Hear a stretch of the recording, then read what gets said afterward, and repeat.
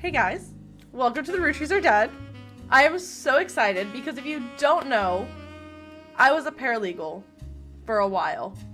And there's lots of areas of law, but my specialty was probate and estate planning, so wills and trusts and things like that. If you don't know what probate is, essentially it's handling someone's estate after they have passed away. The Roottrees, all I know is that we are trying to fill in a family tree and track down the relatives of victims of a plane crash. That is a lot of what my job was as a paralegal. Like, I spent a lot of time trying to find relatives of people who've passed away to make sure they were all notified correctly, because that's the law. Like, I have to notify everyone about the passing of their loved one if they would be entitled to things. So, a lot of that was just using public domain and public internet sources.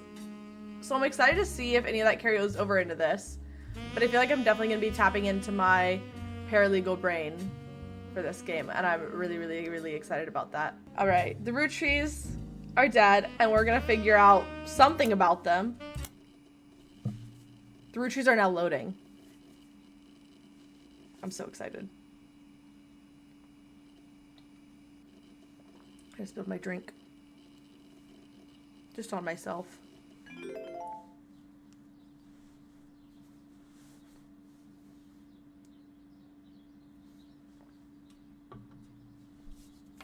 The plane that crashed last night just outside of Pittsburgh is now known to have been the private jet of the Roottree Corporation. Local aviation authorities have speculated, based on the pilot's final communication, that the winter storm and heavy winds played a significant role in the crash. On board were multiple family members, including corporate president Carl Roottree and his daughters, the Roottrie sisters, best known for their fashion lines and modeling careers. There were no survivors. Again, for those of you just joining us, the Roottrees are dead. The cartoon versus real, it's giving. Stay tuned for danger. Coke Zero, not today. Right now I have Celsius and water. I know it's late, but I'm guessing you've seen the news. In addition to dealing with the grief, the Roottree company's lawyers are scrambling. I should click. Everything's about to change. Anyone proven to be a blood relative is about to get much richer. I'm here to ensure everyone is accounted for. Blood relative. Thank you guys so much for the hype train. Thank you. I hope you enjoy your emotes, all your fun things you got from helping me out. I appreciate it so much. Again, never expected, always appreciated. I've heard you're an expert at sorting out complicated family trees. A genealogy genie, as it were. That's what they call me. Oh, no. I messed up. I'm going to give you a quick test. Pass, I can promise you the job of a lifetime. I'm on it. Okay. Complete the family tree of the Roottree sisters. Siblings are in birth order. Oldest to youngest. Heard that.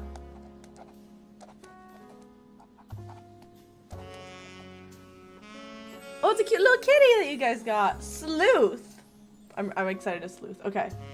So, list of names. The got milk picture. Person who hired you gave this photo with a note attached.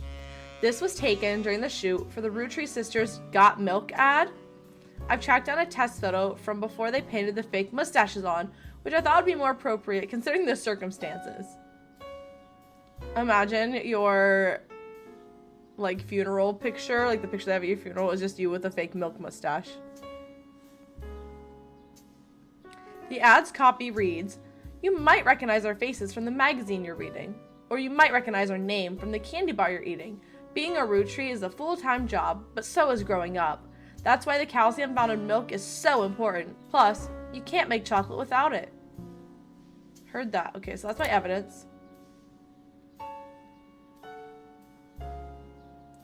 This list was provided to you by the mysterious person who showed up at your door. You'll need it to fill in the family tree. Women. Eloise? Maybe? Gwyneth Anderson, Deborah Bean, Laura Carlson, Stephanie Cattrall, Patricia Christensen, Sarah Cassell, Danielle Franks, Luisa Garcia, Bonnie Hudson, Edith Jacobson, Patricia Jones, Bethany Kellogg. Oh, okay, I'm not reading all those. Lots of Roottrees. Lots of them.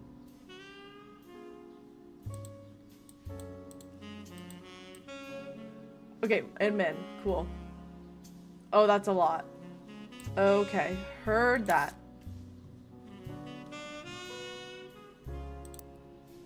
Let's look at the internet. The name Eloise? Question mark? Eloise. It's just Eloise. And that's giving, like, do you guys remember the Eloise movies? Oh, well, it was like Eloise in New York or something like that. I can't remember. The name's Eloise. I'm Eloise, and I'm 6. Yes. Spider search. And create notes quickly by highlighting text with my mouse. Heard that. Okay, so I just want to type in Roottrees sisters.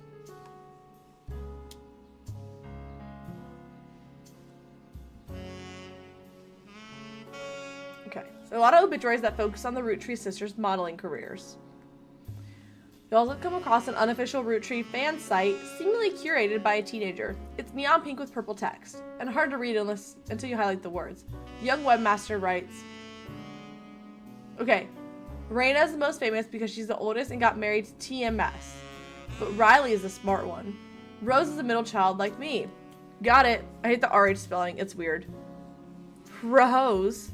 Riley. Rahana.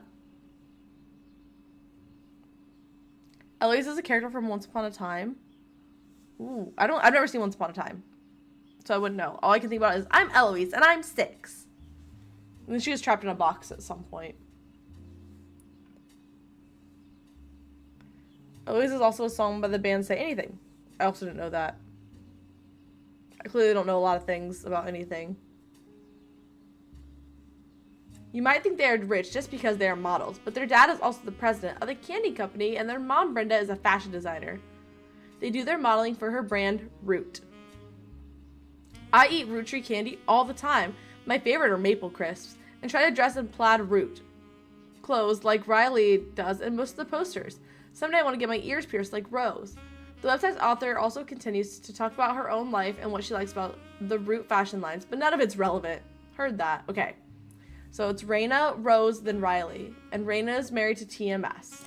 Heard that. So you are Raina Roottree. You are Riley Roottree. And you are Rahose.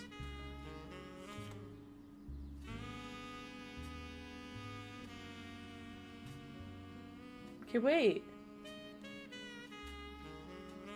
There's nobody in the list of that name.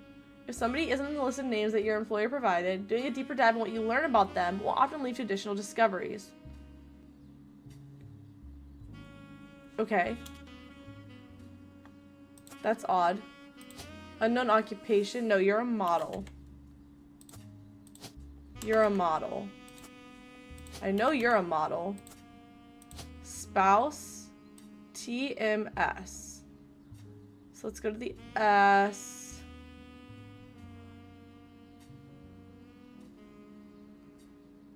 Is it Thomas Sheridan? That'd be my guess. Does being a paralegal require a lot of training? I did not go to school. I did not go to college. I never finished. I got kind of lucky because when I did start going to school to be a paralegal, you can major in paralegal studies.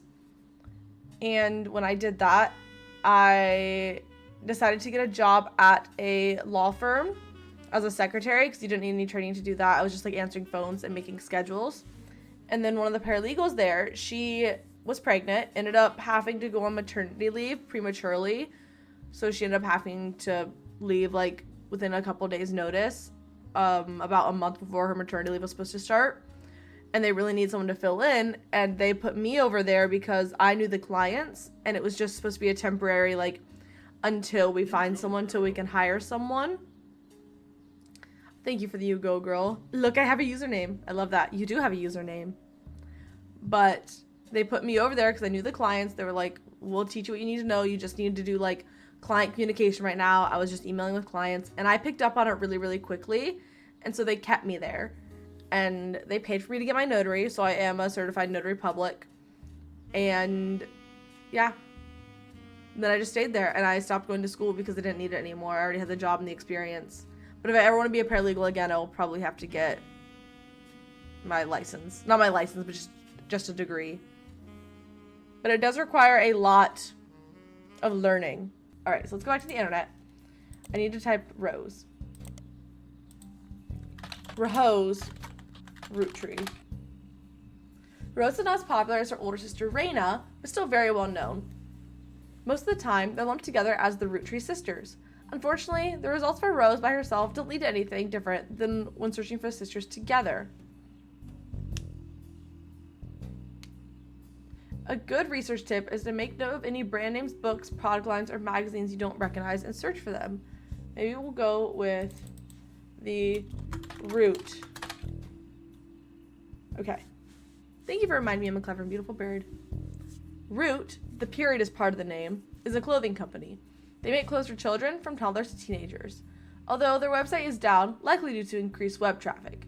You find countless retail sites attempting to advertise their clothes towards the target audience. One of them has to say, you spy the Roottree sisters looking hella fly on catalogs, magazines, and posters. Now you too can be like Riley, Rose, or Raina. You also come across a website from a collector of clothing catalogs. Apparently, Root has released 2 catalogs per year every year since 1984, and Raina appeared on almost all of them. There's only one that the webmaster considers a collector's item enough to mention. It seems that Brenda Roottree, the Roottree sisters' mother and Root's head designer, appeared on one cover holding her daughter Rose in 1985. The site says this was the only time her daughter was ever listed with her birth name, Carly Roottree. There we go, her name is Carly. Why is it not Rose?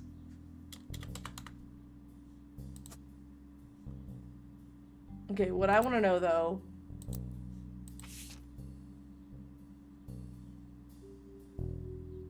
is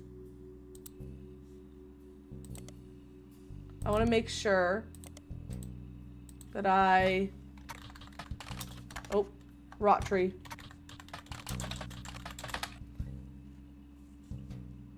Oh, Rose is the middle child. That's what I want to make sure, because I thought I got that wrong.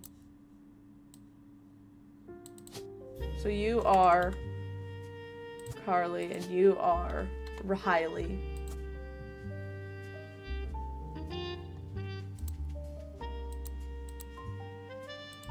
And then I'm surprised it's not Carly, literally. Okay, then I want to look at Raina marriage.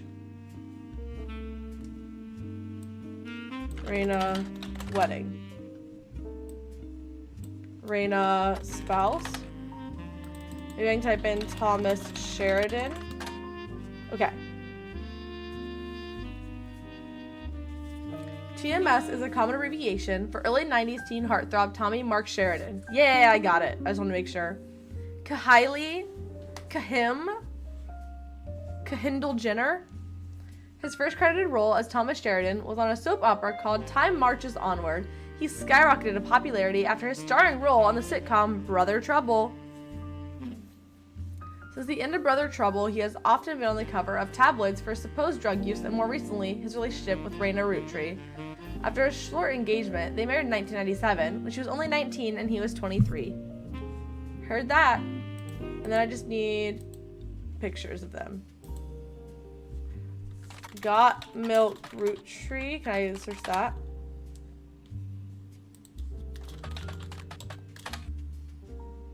Can I just look at Got Milk?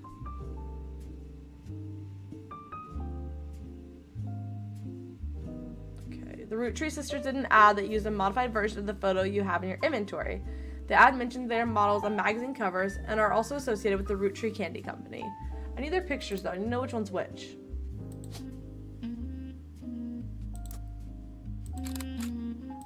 Oh, so I have to click on their faces.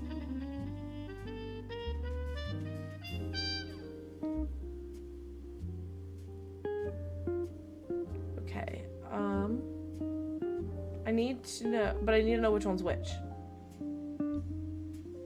Oh, ears pierced, like, the one girl said ears pierced. Oh, I remember that.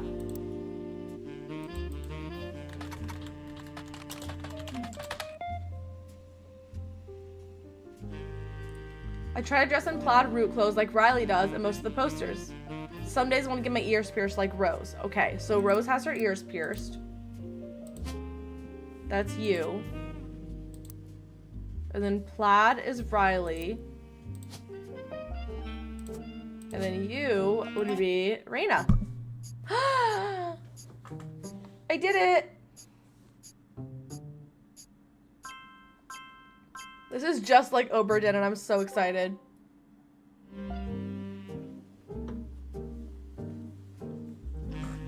Booyah! We did it! Who are you? Sorry to test you, but I had to be sure you Watch could this use be the internet. mom. Some folks refuse to get with the times. Safe to say, you're hired. Slay. The reward for untangling the family tree is substantial. Life-changing, even. Ooh. But here's the catch. The catch. Roottrees go way, way back. The family tree's a bit daunting. Most people freak out the first time they see the whole I've never thing, played Payne's Creek but I'm Killing. sure you'll Don't be yell at fine. me. The man who started it was particular about whom he considered family. For your purposes, you only need his direct blood relatives. Isn't it tough? Don't some people not want to be found? Some people, they have to be found. And there's always a way to find them. But that is true. In the sense of like, it's really hard nowadays to not be able to find someone. Unless they run away with a circus. But even then, you can always find out like what happened to them. Usually, like just through relatives, because people love to yap. And even Facebook. Like the amount of things I found out through Facebook, didn't even log into an account. Just like typing people's names and the things they have public. I found out a lot. About how people died, when people died. The beef between families. Anyone related only by marriage is optional, but filling them in can lead to useful discoveries. This game would be crazy with Instagram. Oh, it would be crazy. It would be a lot easier to figure out what people look like. Lastly, you now have access to some unique websites, plus a list of notable Roottrees. Ooh, notable. Notable people are easy to find via your search engine, and marked with stars on the family tree. Perfect. I'm off for now. Carl Roottree had a lot in his office. I'll look for anything useful. I'll return once you identify 6 more blood relatives. Of how it's like blood relatives. Blood. I would love this. Sorry, one last thing. This might sound odd, but if anyone else claiming to represent the Rootrees reaches out, I'd appreciate you not mentioning I was here. They're gonna reach out to me? And good luck. Thank you. I would love to have this in my apartment right now, just to put together. Like, I would love this job. Please give me this job. Sleuth! Okay. So we're starting here. Every time you get 3 additional blood relatives in the family tree completely correct, name, occupation, and portrait, they'll be locked in. We're getting all of them. I don't care if they're not blood relatives. Okay. So this is Gwyneth. Oh. It would help if I spelled it right. But which Gwyneth? Oh no. This is... Oh, that's not what I want. Elias. Oh my gosh. I don't know which one it is. Of course. Okay, let's just... Okay, what do we have here?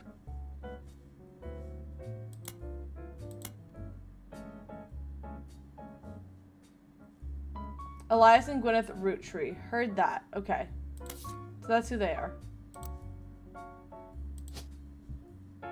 I keep clicking on that. Okay. Let's just go to Roottree.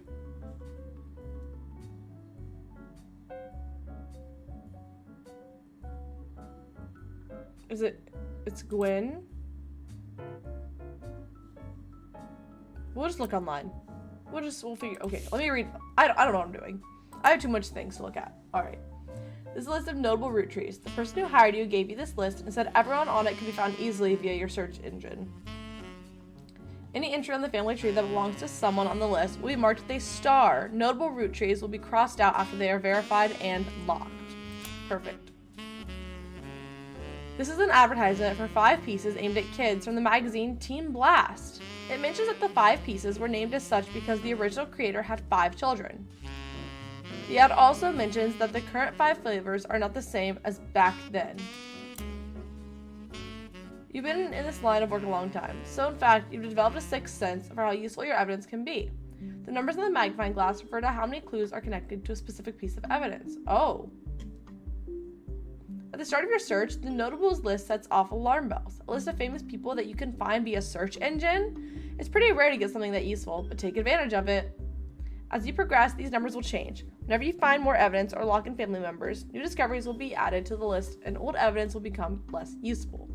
Trust your intuition. If a piece of evidence seems too good to be true, take a closer look at the people or phrases it mentions. Often, the most satisfying revelations come from retracing a path you thought was fully explored, armed with a new perspective. Sometimes the reason certain evidence has such a high value is because it can lead to finding more evidence. You may be missing a huge piece of the puzzle. Got it. We looked at that. We know that. Okay. The story so far. The Roottree sisters and their parents died in a plane crash on December 6, 1998.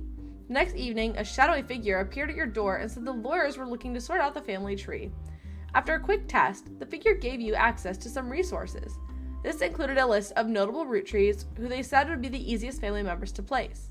They said they would return in the time it took to fill out 6 more blood relatives. Got it. So let's look for Roottree candy. Okay. Mixed in with the recent news of the plane crash, there are a lot of results for the Roottree's extremely popular candy products. Their official website is unstable due to the traffic it has been receiving. However, you find a direct link to the history section that manages to work momentarily. Shadow Figure gives Carnival Caper vibes. I've been thinking about that game so much lately because I have it and I just need to get a virtual box and play it because I haven't played it since I was a kid, but I want to play it. The Roottree Candy Company was founded by Elias Roottree shortly after he married his wife Gwyneth, whose family owned a small farm called the Anderson Maple Farm. So I think it's Elias Roottree and then Gwyneth Anderson. For reasons that aren't explained on the page, it has no CEO and no stockholders. Instead, it's run by a president, with input and votes from extended family. The site does mention that every president has been a direct descendant of Elias and Gwyneth, including Carl Roottree, who, despite his death, is listed as the current president. Okay, so he is the president. The product that put them on the map were 5 pieces. Maple candies with 5 different flavors that are dipped in a crispy, crackly candy coating. Since then, they've branched out to countless other products, all of which incorporate maple in some way. Their sister company, simply titled Root, specializes in children's clothing. The primary models for Root are the Roottree sisters. So let's go back to here. You're going to be Gwyneth Anderson. And you are going to be just Elias Roottree. Maple, Brand Braun. Have you gotten to the root of the mystery yet? No, we're just starting. Okay, so he would be CEO, right? I don't have a picture of you.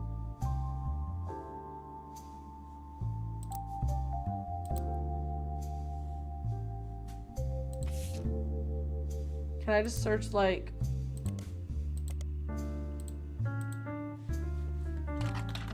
Elias Anderson? Not Anderson, crap. It's Gwyneth Anderson, Elias Roottree. Ooh, yay! We got the picture. Elias was the founder and first president of the Roottree Candy Company. You'll find what is essentially a propaganda site about him created by the Roottree Candy Company. At the top, there is a picture of him and his wife Gwyneth. The picture's been added to your evidence. Yay. There's also a biography section. Elias is credited for inventing 5 pieces, a popular maple candy. Before that, the farm he inherited by marrying his wife only produced syrup.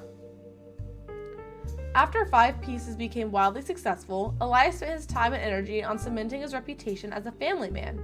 He is quoted on the site as saying, "Blood is thicker than syrup, and that any child linked by blood to me shall be linked by blood to my legacy."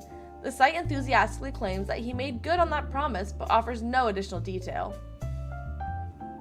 There are a few more quotes about Elias from a book called Family Man, The Roottree Legacy by Bess Williams. To say they are biased is a massive understatement. Below that, there's a long list of accomplishments and awards, and one stands out. Like his great-grandson Carl, Elias was voted Watchman of the Year. Okay, so let me find... That would be son. Okay, so you are... Carl. Who was married to...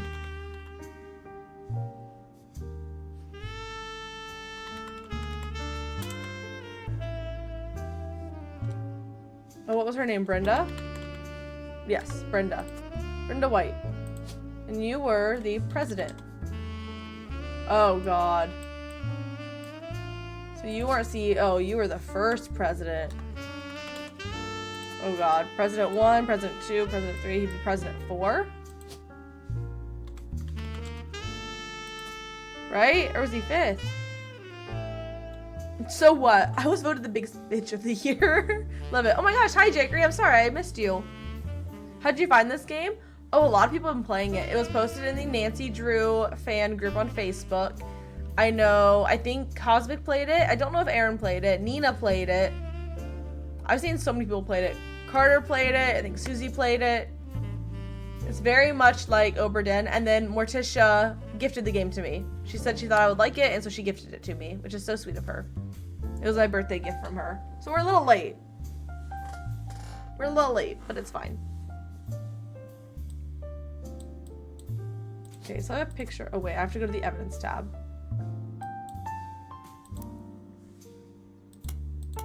There they are. This is a famous picture of Elias and Gwyneth Roottree. It was taken in 1909 after they founded the Roottree Candy Company, but before it was a success. From what you found searching the internet, it seems quite difficult to find any other site about Elias or Gwyneth that isn't accompanied by this picture. Elias and Gwyneth are on the notable Roottrees list in your evidence. They'll be marked on the chart with a star. Got it. So let's... Elias and Gwyneth. Okay. She was a farmer.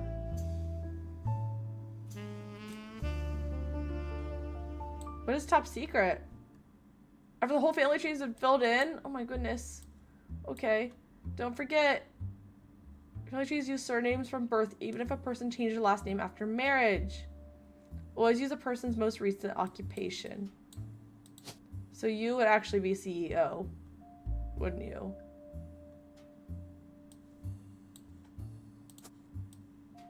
I love how the occupation can just be baby. As to your hair, Jeans, I know, right? Look at that hair. You had 5 children, right? 1, 2, 3, 4, 5. Yeah.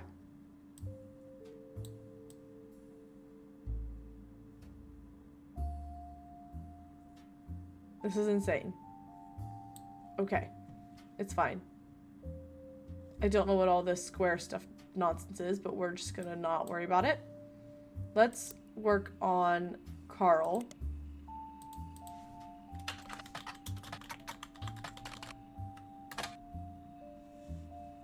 Can I get a picture? Carl Roottree died in the recent plane crash along with his wife Brenda Roottree and their daughters, the Roottree sisters. Oh, Brenda's dead. Got it. I didn't know that. He was the president of the Roottree Candy Company, as well as the clothing company Root, which he co-founded with his wife. There was a short press release that the Roottree Candy Company released today to news organizations. It is with a heavy heart that we mourn the loss of Carl, Brenda, and the Roottree sisters, and the other employees that perished in the terrible tragedy. The entire Roottree family is in shock and requesting privacy at this time. As the head of our company, Carl was an incredible man and an unmatched leader. Filling his absence will be difficult and may take considerable time. In the interim, we hope that you join us in looking back fondly on Carl and his family's triumphs and accomplishments. They go on to list some of those accomplishments. One of them seems relevant to your search. Like his great-grandfather before him, Carl earned the highly prestigious Watchman of the Year title. What is a Watchman?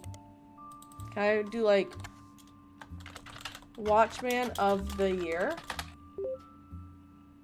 There we go. Business Watch magazine is a magazine focused on companies, CEOs, and the economy. They've been around for over 100 years in one form or another, and will often write about major changes in management at famous companies. Every year, they offer an award to a prominent businessman who has furthered the field. They call this Watchman of the Year. You find through a few searches that 2 Roottrees have been featured as Watchmen of the Year, Elias Roottree and Carl Roottree. Business Watch does not host any online archives or any site you can find via spider search, though you may be able to find individual articles and issues through your periodical search. Got it. But I did have... Okay, wait. Business Watch? Can I try Elias? Cool. Elias Roottree was awarded Watchman of the Year in 1936 for his accomplishment on rolling out 5 pieces to a global market. Notes from the article and scan someone made of the cover have been added to your evidence. What about Carl? Carl Roottree was voted Watchman of the Year in 1987 for his work with Root. The cover and summary of the article has been added to your evidence. Perfect. Maybe the public library? Ooh, there's a book.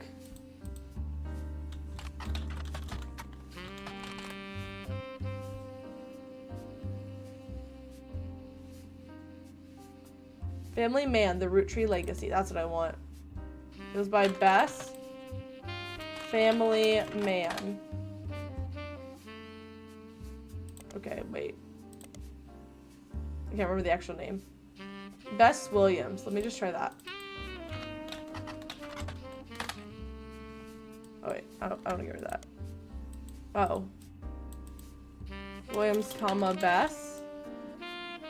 Okay, let's try Roottree. Let's try the Family Man, a Roottree Legacy. Okay, no.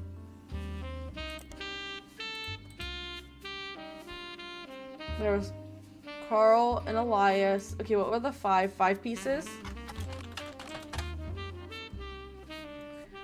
From marketing materials and various candy history sites, you learn that 5 pieces are the iconic candy sold by the Roottree Candy Company.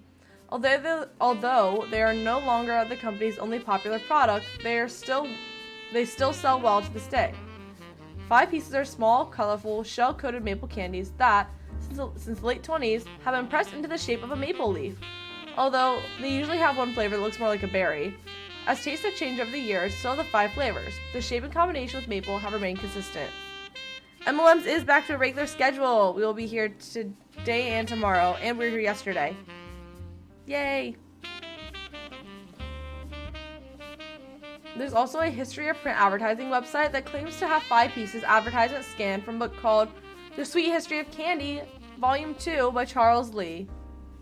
Unfortunately, when you click through the website, it seems like all their image links are broken. Okay. Sweet History of Candy, Volume 2 by Charles Lee. Sweet History of Candy, Volume 2. Oh, that's 3.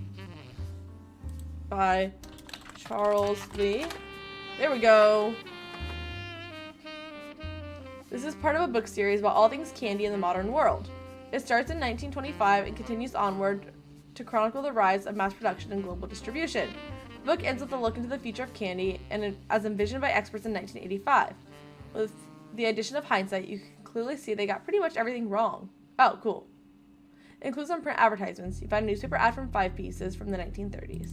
Okay, so let me try maybe the Bess Williams like this, and then a Family Man, the Roottree Legacy. No, okay, that doesn't exist. Let me look at some of my evidence I got. Look at the picture. Elias Roottree was voted Watchman of the Year by Business Watch in 1936, and a painting of him appears on the cover. The magazine says he was voted Watchman of the Year specifically to recognize the global rollout of 5 piece. Inside the article is a timeline of 5 pieces. Elias forms the Roottree Candy Company after marrying his wife, who inherited a maple farm. During the period before 5 pieces, the company is barely profitable. Elias has a daughter, the first of 5 children, 4 more to follow, leading to... Okay, so the first one is a daughter. Elias invents 5 pieces. Each of the 5 flavors is chosen based on the initials of his 5 children. 1 flavor for child. Okay, that's good to know. The initials. 5 pieces are sold in some Pittsburgh markets. 5 pieces are rolled out to New England. The new recipe and flavor is finalized, and the candy begins nationwide distribution in department stores and other candy shops everywhere. The Roottree Candy Company purchases every available maple farm in Pennsylvania in preparation for their global rollout. Raisin, rhubarb, all the RHs. With the help of his son Elias Roottree Jr.'s architecture firm, a new industrialized factory and warehouse are built in Butler County. Production is tripled and worldwide distribution begins. There's also a What's Next section that claims Elias is going to pivot to ensuring his company's legacy and that the Roottree Candy Company remains a family business. He plans to do this with the Clanced Trust. Okay, so I need to look at you. The flavors are Power Plum, Awesome Apple, Bad Blue Raspberry, Cool Chocolate.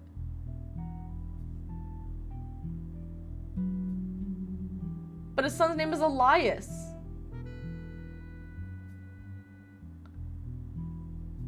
None of these are what? It is giving vape flavors. Power Plum.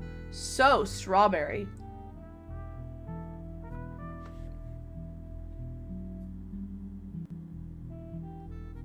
But his name is Elias, and none of these start with an E. Oh, crap, no. New flavors. I'm silly. This one. E is for elderberry.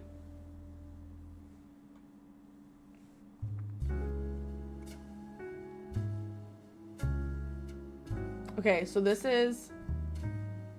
So it's G-E, so... Wait. So you are Elias, the son. Elias Jr. You are an architect.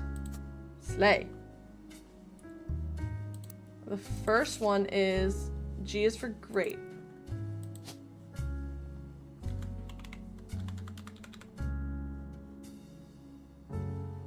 It's gonna be Gwendoline or Gwen. We also had C is for cinnamon. We have C-E-M-M.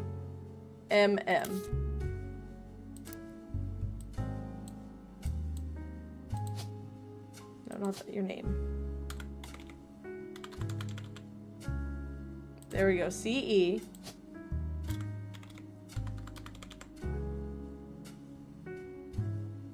Miracle and Miracle Jr. Miracle the Third. Okay, wait. Miracle. That was one of the... Miracle Berry. Okay, so I think that one's gonna be Miracle and then Melon. So you're gonna be Miracle. One is gonna be Miracle Jr. One is gonna be Miracle the Third. Which will make you another M.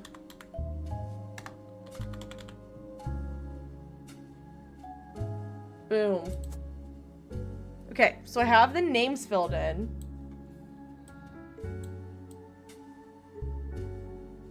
I need pictures. Well, I don't know why I can't find a picture of Carl. Oh, there he is. Carl Roottree was voted Watchman of the Year in 1987, and a photo of him appears on the cover.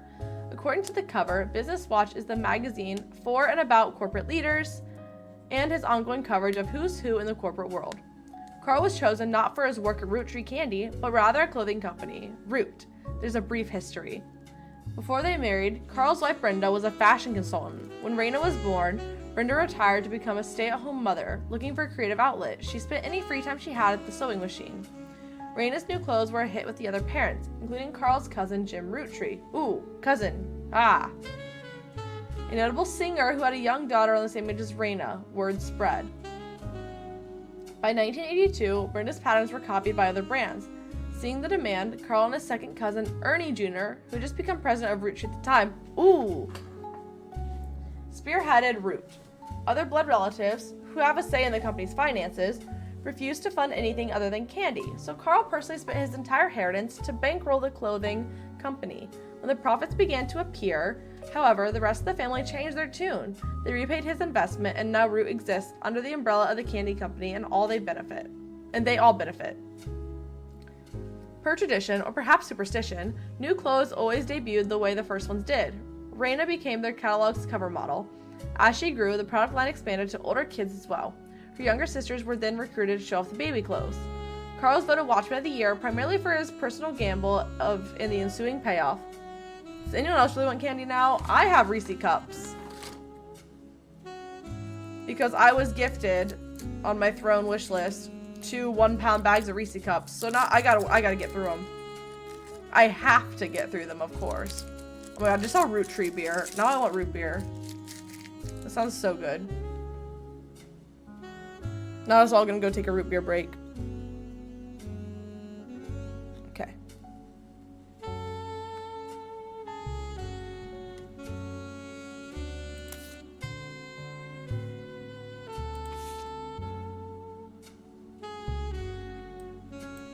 Oh, that's not what I wanted. Wait. I don't know what I was doing. Okay, so I think I got one thing wrong. So Carl was not the president.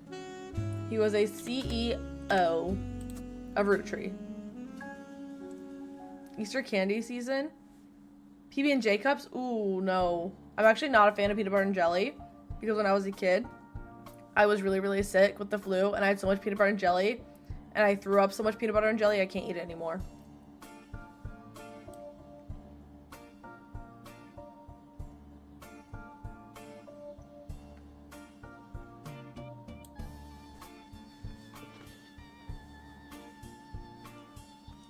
I was gonna fill in his cousin, Ernie Jr., but he has so many cousins that I don't think I can. But I can't fill in his picture. They're both Elias, aren't they? Or if he's the most recent one?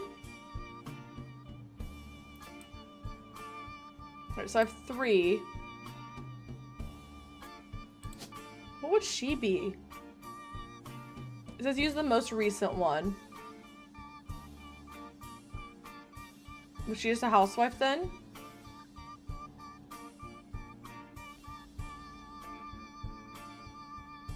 Let's put housewife. Okay, so we have 3. I thought it said wait, I thought it said every time we got 3 it would lock in, so I got something wrong.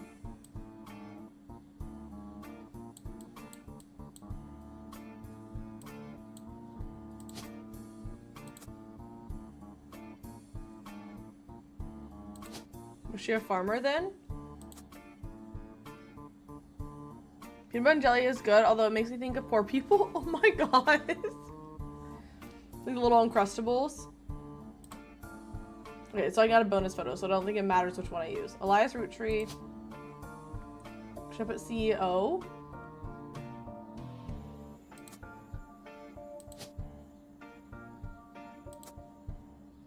I'm just trying things. I don't like the guest check method.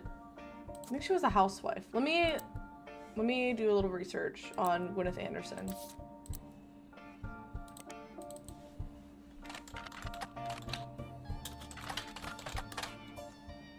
Okay.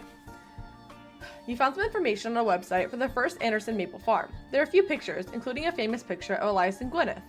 Before marrying Elias, Gwyneth Roottree was Gwyneth Anderson. She had no brothers, so as the oldest sister, she was to inherit the Anderson maple farm, so long as she married.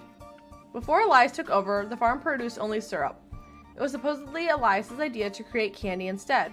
Their success was not immediate, until they decided to combine the maple with other flavors. This led to 5 pieces, which are still found in stores to this day. Though the Roottree Candy Company expanded well beyond their original farm, it has been preserved as a tourist attraction. According to their website, there are still daily demonstrations and educational tours that show off how many of the turn-of-the-century appliances that Gwyneth would have used as a housewife. Okay, so she's a housewife. You have been the first president, which means that something with you is wrong. So you're not a CEO then?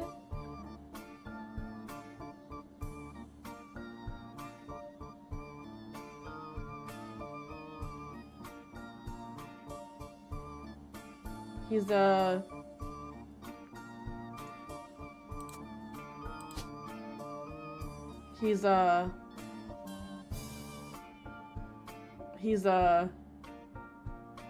I don't know what the heck he is. He'd be a CEO, wouldn't he? Oh, he's the 5th president. Okay. I thought he wasn't the president at all.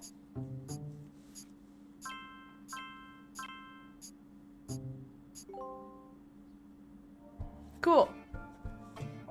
Booyah. Alright, so those are locked. We got bonus pictures too. Yay! Let me try looking up Elias Roottree Jr. We'll start here. There's no CEO. Right, but I thought he was the CEO of Root. And like not the Roottree, but maybe they're the same thing. I'm not sure. Elias Roottree Jr.'s name is listed on a website about historical buildings in Butler County. He's listed alongside an old residence that has been preserved called Hunchetop House. You attempt to find more information about the man in the building, but come up empty. Well, maybe I'll try Hunchetop House. I don't know why.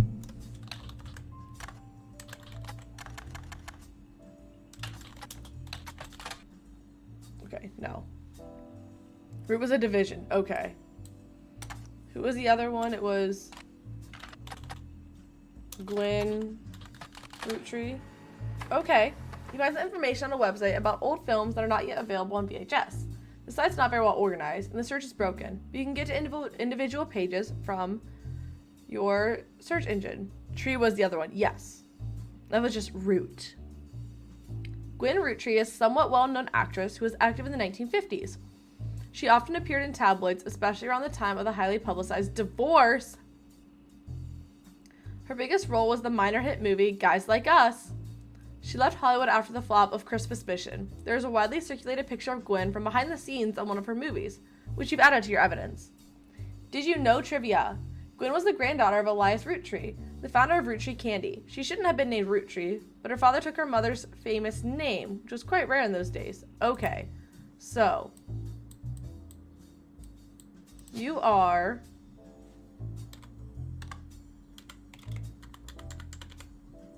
Gwendolyn. Crap. When you said Guys Like Us, I first heard Guys Like Guys. Imagine. Okay, so let me do Gwen Roottree divorce. She said it was very public. You come across some mentions of a marriage to Wild Bill Williams. They divorced before the birth of her second child. This is important. This is so important. Who had a second child? They both did. Ah! Okay. Who is Wild Bill Williams?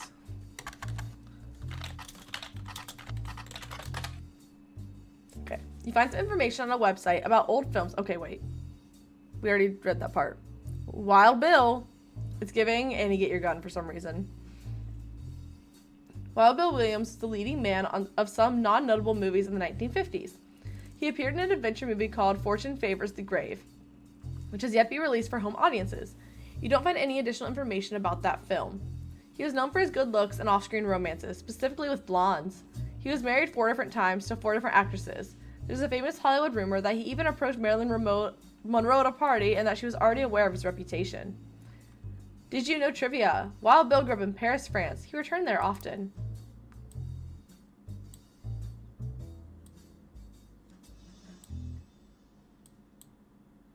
Split up. Okay, so wait, this is Gwen. No, it's a man. Haha. Oh, wait, I didn't get the evidence. Just kidding. This photo is a widely circulated photo of Gwen Roottree. You've seen on multiple websites about old films. Got it. Oh, she's marked with a star. This is also important.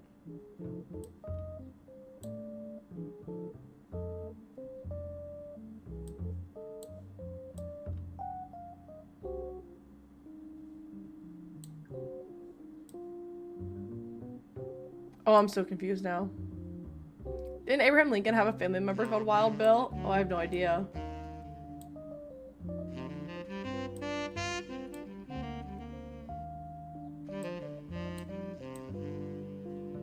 It has to be this one then. Because she's notable. She was an actor. Can I type in Wild Bill? Was it Wild Bill Williams? What was his name? Wild Bill what? Yeah, Wild Bill Williams.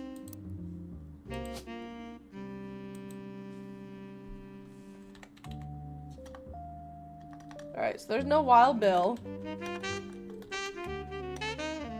Not even a William. Alright. But he was French. Kellogg. Diamond LaRue. Oh, that's a girl, never mind. Madsen.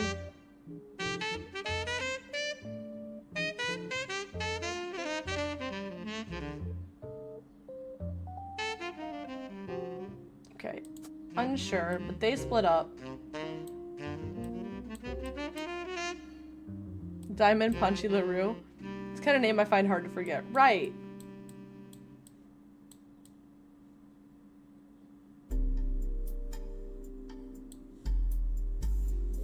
We got that one in. I think that's a pretty solid one.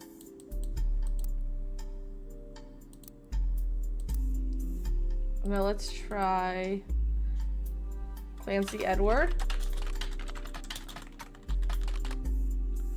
The Clanced, pronounced Clanced, Trust is a highly unusual corporate agreement named after Clancy Edward Roottree, who was Elias's son and the Roottree Candy Company's head lawyer at the time. He's a lawyer.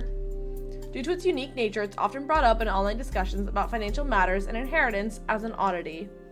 The company mandates that a fixed percentage of its profits are split every quarter amongst bank accounts representing each direct relative, Elias and Gwyneth.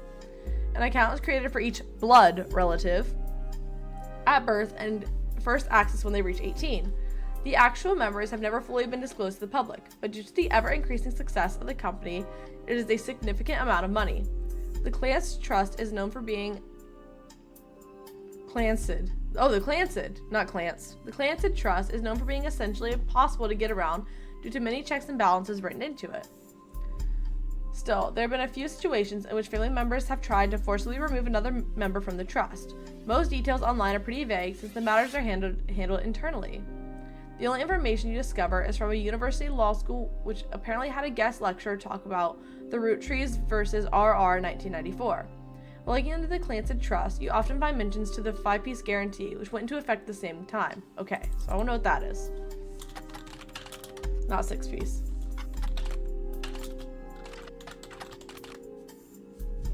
Let me first, while I have this up, let me go here.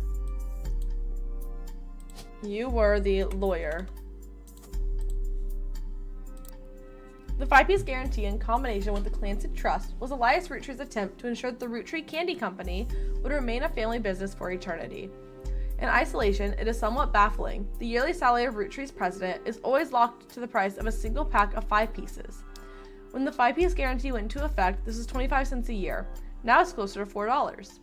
Combined with the Clanced Trust, however, it makes a bit more sense. Elias wanted to ensure that only his direct relatives could afford to be president, and he knew that because their passive income was tied to the profits of the company, they would have a vested interest in keeping the company as profitable and successful as possible. Whether or not this was a smart or successful decision is widely debated both online and in person by economic enthusiasts of all levels of expertise. Interesting.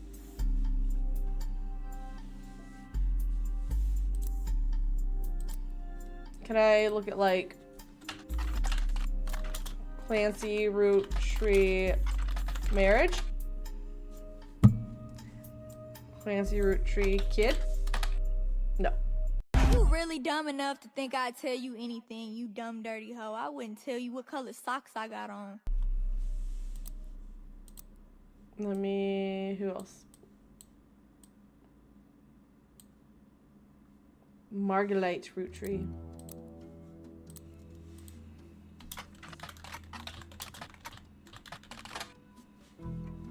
Nothing?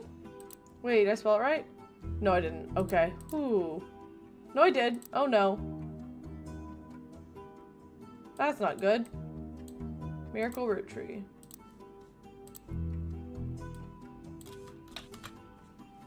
I feel like what I should do, actually, I'll After I do this. Oh, I got something. Okay. You find a website for the Miracle Network, a production company run by the Miracle Roottree estate. It's quite bare bones, but has the following blurb. Witness the testimonies of the Miracle's Roottree. Miracle Roottree arrived so late in his mother's life that the doctor swore he wouldn't survive his first year.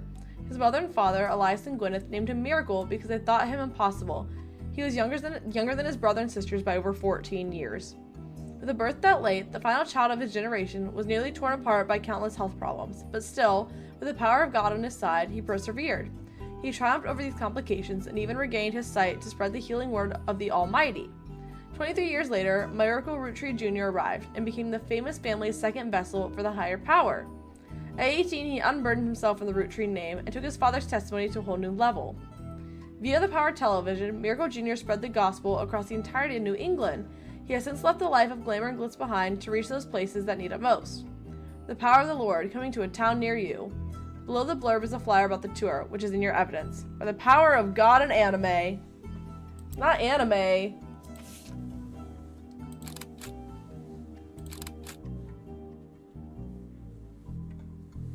Okay, the flyer for the Three Generations of Miracles tour. The flyer is a few years old. It comes from 1996. The names are listed are Miracle Jr., who's said to be world famous and gets top billing. Miracle Jr. is on the notable Roottrees list in your evidence. He'll be marked on the chart with a star. Miracle Roottree, who the flyer says will make a special appearance, and Miracle Third and his wife Nicole, who are said to be youth pastors. Alright. So you are going to be Mr. Miracle Jr., and you're going to be Mr. Miracle the Third. I thought you were a pastor.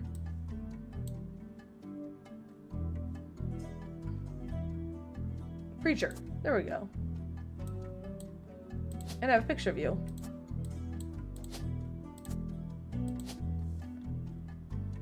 Is he a pastor as well?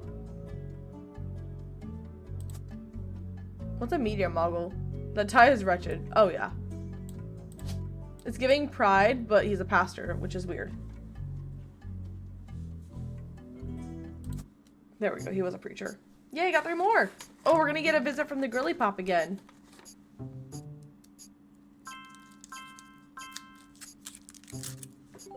Let's go. Yeah, I did an extra thing. She's back. You're on a roll. I'll try to keep that momentum going. Carl's office was a mess, thanks to some burst pipes. But I unearthed a photo from a 1970s Roottree reunion. I also found some important-looking papers. Ooh, I got You've extra traced papers. 9 blood relatives so far. I'll have more to share after you find 9 more. 9 more? 9 is a lot. Okay. Let me get the rest of my Reese cup.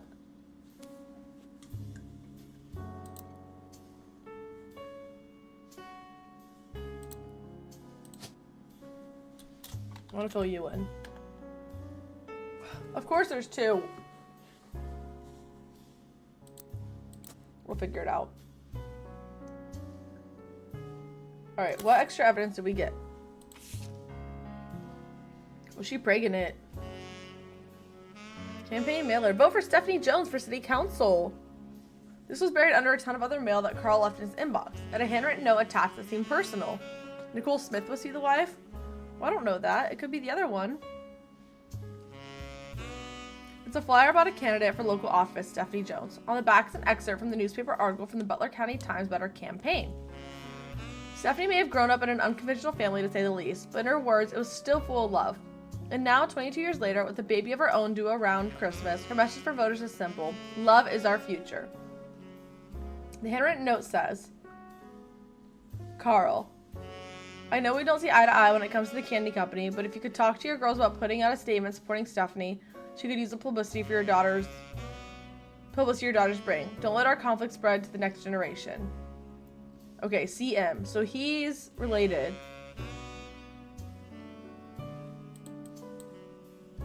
Interesting. Look at them. This photo has a note attached from your employer. Here's a bonus. When I pulled the water damaged picture of the free spirits out of the frame, this fell out too. Written on the back of this photo, couldn't make the reunion, wishing you well from Paris, Gwen and the boys. So that's Gwen.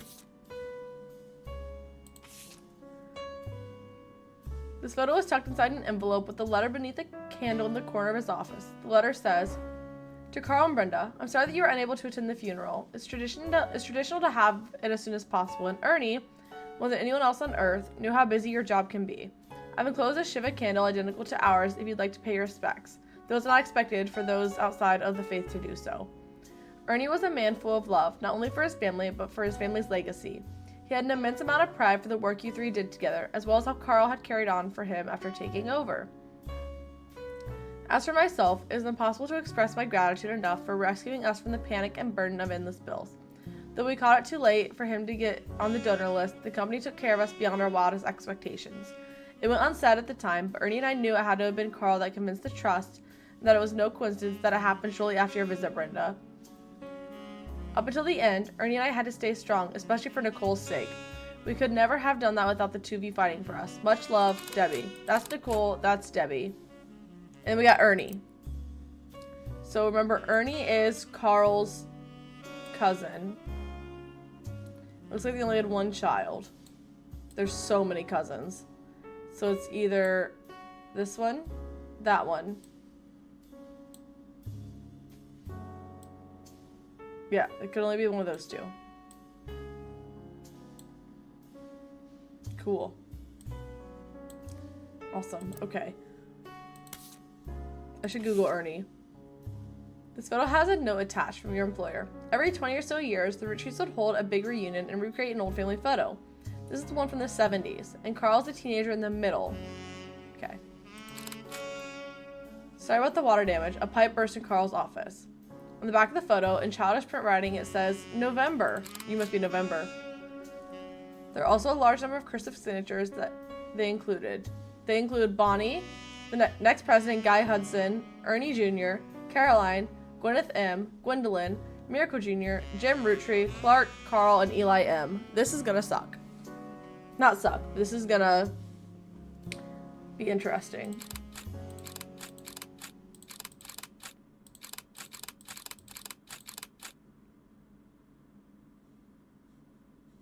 So let me fill in one thing real quick.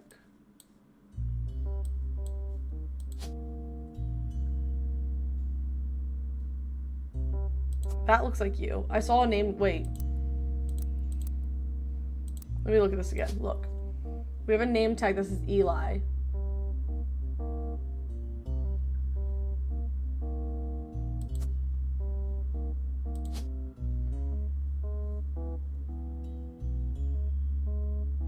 Where's the Paris picture? Is it this?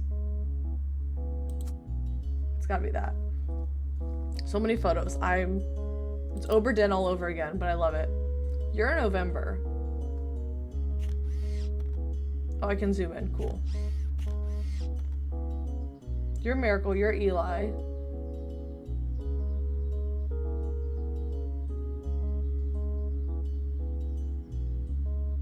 You're pregnant. I'm noting. Alright, we have one more thing.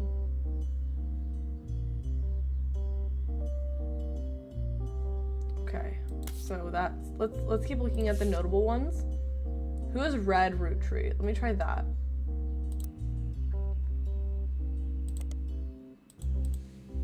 So many photos. Kevin Jonas on the right? Imagine if we could just fill in whoever we want. Aloysius Herring Roottree, aka Red, was appointed judge and politician who earned his nickname ironically because he was ambassador to Ireland for only about 6 days. He served what some people contend as the shortest term in history. A few days after he was appointed, he was heard disparaging his position in the Irish people. He then tried to run for state senate. He claimed to be related to the Roottree Candy Company in a newspaper ad, but it came out that the last name was merely a coincidence, and he was defeated in a landslide. Okay. So he's not a blood relative. He's not even a relative.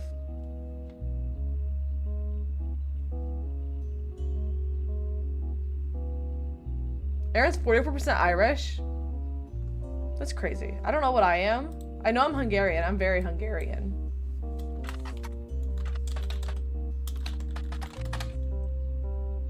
Okay.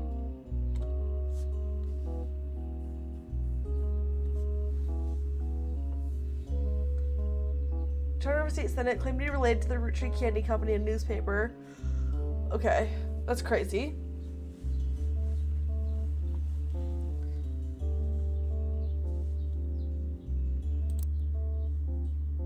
Oh, so that's marked with the red herring. Okay, so it's not real. Jim Roottree. No, that's red herring Roottree. Okay, Jim Roottree is a singer who sings in the duo Jim and Diamond with his his wife's name is Diamond. That's our girly pop we're looking for. The duo, according to many sources you find, is considered a one-hit wonder due to the disco song "Rollin' On Down to the City." Although Jim writes the majority of songs, plays a guitar, and often sings, Diamond is considered to be by fans to be the band's lead singer. The band never had another hit, but has its fans, who refer to themselves as Diamond's Dazzlers. The rest of their music is more folksy and acoustic than the one song they were known for. Jim and Diamond have continued to release music through the 80s and early 90s. Other albums you find mentioned are Cherry Tree and Sound of Laughter. Jim has become a bit of a recluse and hasn't made a public appearance since 1996. Let's look for Diamond LaRue. Oh, am I help? Diamond. Okay, same thing. What about Diamond's Dazzlers? There we go. Diamond's Dazzlers is the name of the official fan club for Jim and Diamond. You find a forum post called Cool Things You Got in the mail on a random forum about video games. Thank you for reminding me I'm a clever, beautiful bird, Haley. And hello, Topher. How are you? One reply mentions that Jim and Diamond still send out a Christmas card every year to Diamond's Dazzlers. It's accompanied by some pictures, as well as some history about the fan club. Apparently, even though it's no longer available to join, Jim and Diamond still honor it themselves personally. There's a fierce debate in the subsequent posts about whether that's cool or pathetic. Amongst the pictures of Christmas cards from over the years, only one is relevant. The card from 1996 includes pictures of Jim and Diamond's young son, Wolf, as well as a note about his daughter's band, the Floozes? Cool. The Floozies are an all-female punk band operating out of New York City. They're mentioned in passing in an online review from earlier this year. Apparently they were the opening act for the band the reviewer actually came to see. The reviewer writes that she normally doesn't review the opening act, but this one was unusual, and not because of the music, which she described as loud, fast, and repetitive, but not in a good way. The trio was extremely cagey about their identities. The reviewer asked the venue who they were, and she was told they were rumored to be the children of other famous musicians and didn't want that to be why they became popular. The reviewer also mentioned that for an underground and unknown band with absolutely no following, their equipment was all extremely expensive. And not only were they selling CDs, but they only cost $1. They probably were losing a fortune. The reviewer said although she bought a copy, she would be unlikely to ever listen to it again, except maybe Beef Baby, the 7th track. There's no picture of the Floozies performing live, but the cover from the CD they were selling, Conquistador, has been added to your evidence.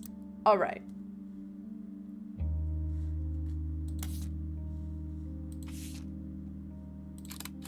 There's Jim and Diamond. Only the great-grandson of Elias Roottree could make disco this sweet.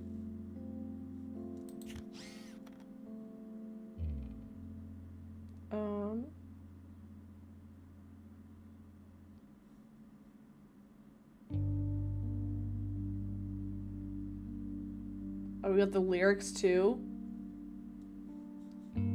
That's a lot for me to handle. Conquistador. Candy. Her name's Candy. Bruno, hydrate your dream. Okay. My water's right here. I know, I've been yapping a lot.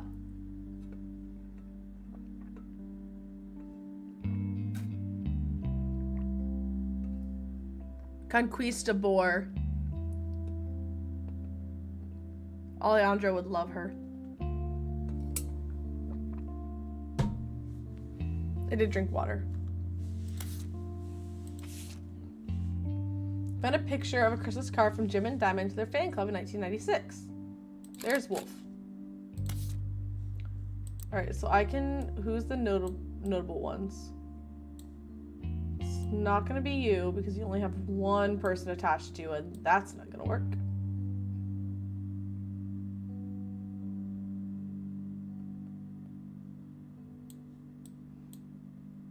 It's you. Yeah. Alright. You are that guy. You're Diamond.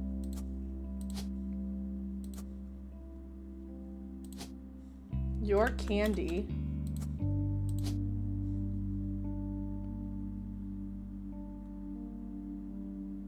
You're a musician.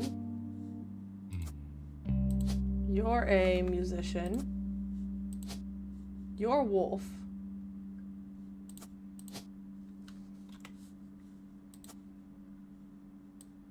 Slay.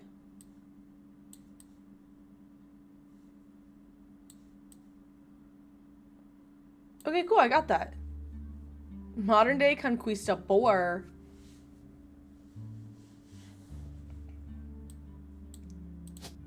You're a child?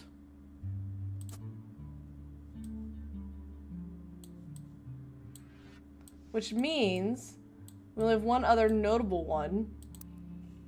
And it is Lauren Roottree.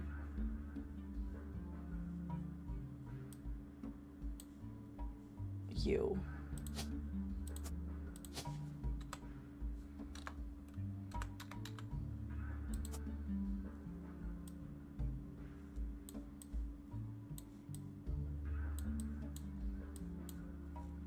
I don't know anything about you. I'm about to find out.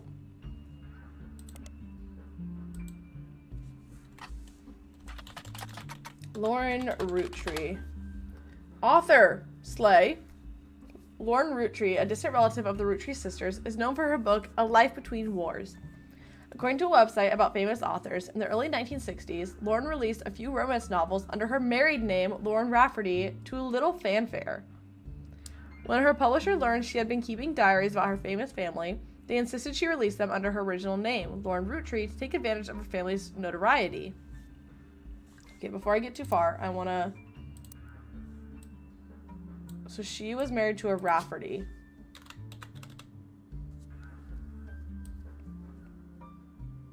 Why is there Rafferty LaRue? Who did she end up marrying? That's a LaRue. Oh, that's terrifying. Anyway, she's an author. Because LaRue is Miss Diamond. A selection of diary entries released in 1965 as A Life Between Wars spans from the untimely death of her husband in World War II to coping with the post-war world as a young widow and mother, as well as her perspectives on changing times and socialites all the way through the entry into Vietnam. While the content is not considered particularly relevant to modern audiences, it's found new life as an exercise in high school English classes to show an evolution in writing style and for a look into life in previous generations. After the success of her diaries, her publisher re-released her romance novel under the name Lauren Roottree. This included Romance in Court, which gained popularity. She followed the re-release up by writing 2 new sequels, creating what fans refer to as the Court Jester series. You find no recent details about Lauren, though she is listed as retired. Okay, so can I list you as retired? No.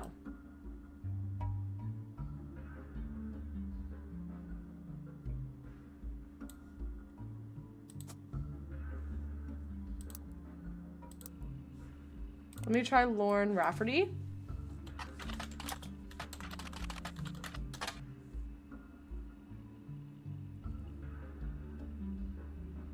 Okay, no, this is the exact same thing. Can I... It's called A Life Between Wars.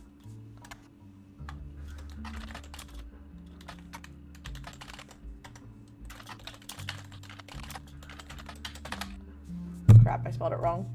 I also keep hitting my mic, I'm so sorry. There we go. Ooh, found a hardcover edition. Oh god, so many things are being... There, okay. There's Lauren, and there's her husband. The below are notes and observations you made while skimming through Lauren Roottree's diary pages in A Life Between Wars. The book was published in 1965 and consists of diary entries that stretch from 1940 to 1965. The most important event that much of the diary and Lauren's thoughts revolve around was the loss of her husband, Jacob. Jacob died in the final months of World War II while Lauren was pregnant. It was left her to raise her son, Clark, alone. Lauren never remarried and only had one child. Heard that.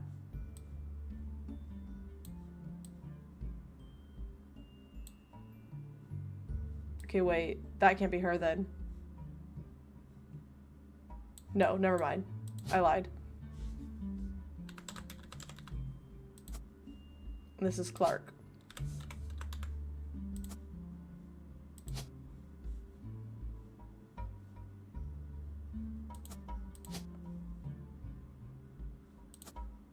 Okay, cool. We got that one. I filled one. Oh, I filled in 4. And I need how many to get to the next one? I need 3. Okay, so I did something wrong.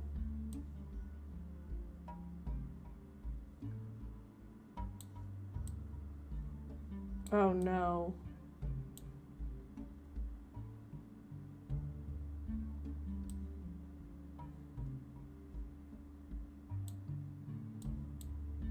Who's wrong then? Oh, I didn't put a name in. Ha. What was his name?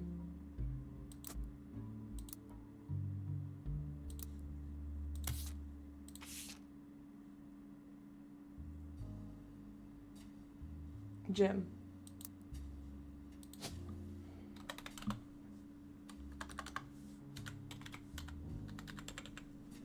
Probably James. Oh no, wait.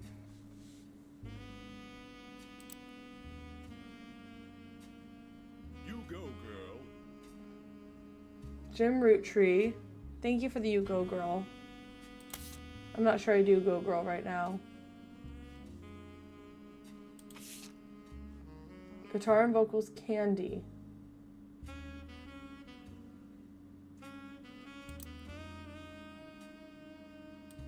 Oh, wait, I see. I know what I did wrong.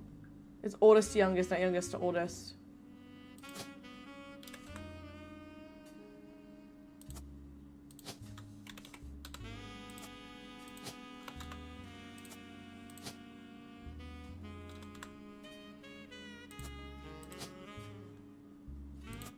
There we go. That I was like, why is that wrong? I was so confused. It wasn't.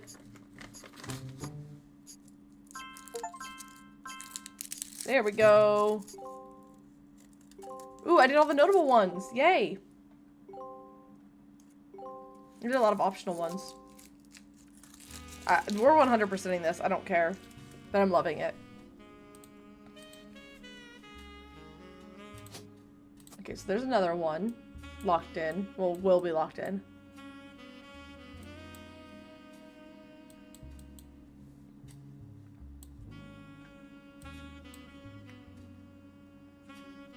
Let's see from that big picture. This one. Jim Roottree is here. Which one's Jim? He would have been a teenager he would have been about the same age as Carl. Is it him, I feel like?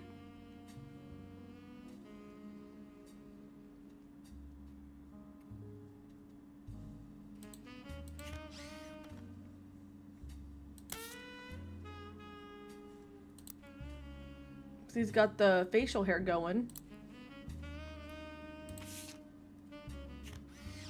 That looks like him. I'm gonna go and say that's him.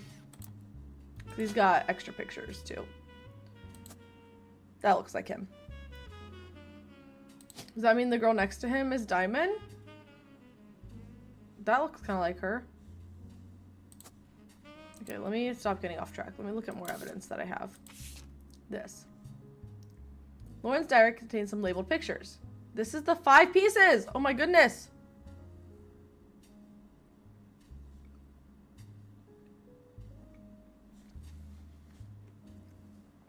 This picture was famous in our house. Pop even had it framed. That's him on the left. It was taken in 1935 to celebrate the move to the new warehouse that Eli Jr. designed. Andy and I both wanted to be in the photo since Miracle was in it, and the three of us were all about the same age.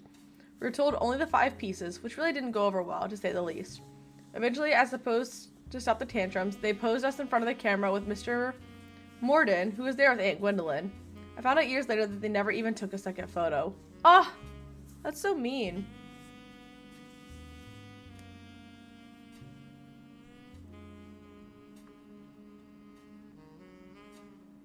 Okay, so this is the 5 pieces. But that's Pop. So her Pop is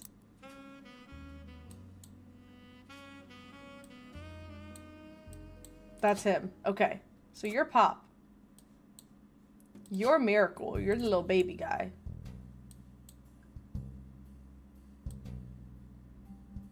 Margalite. Okay, so Eli's gotta be the other guy. Oh!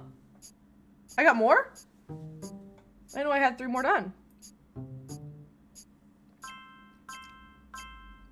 Oh yeah, Candy. I forgot about her.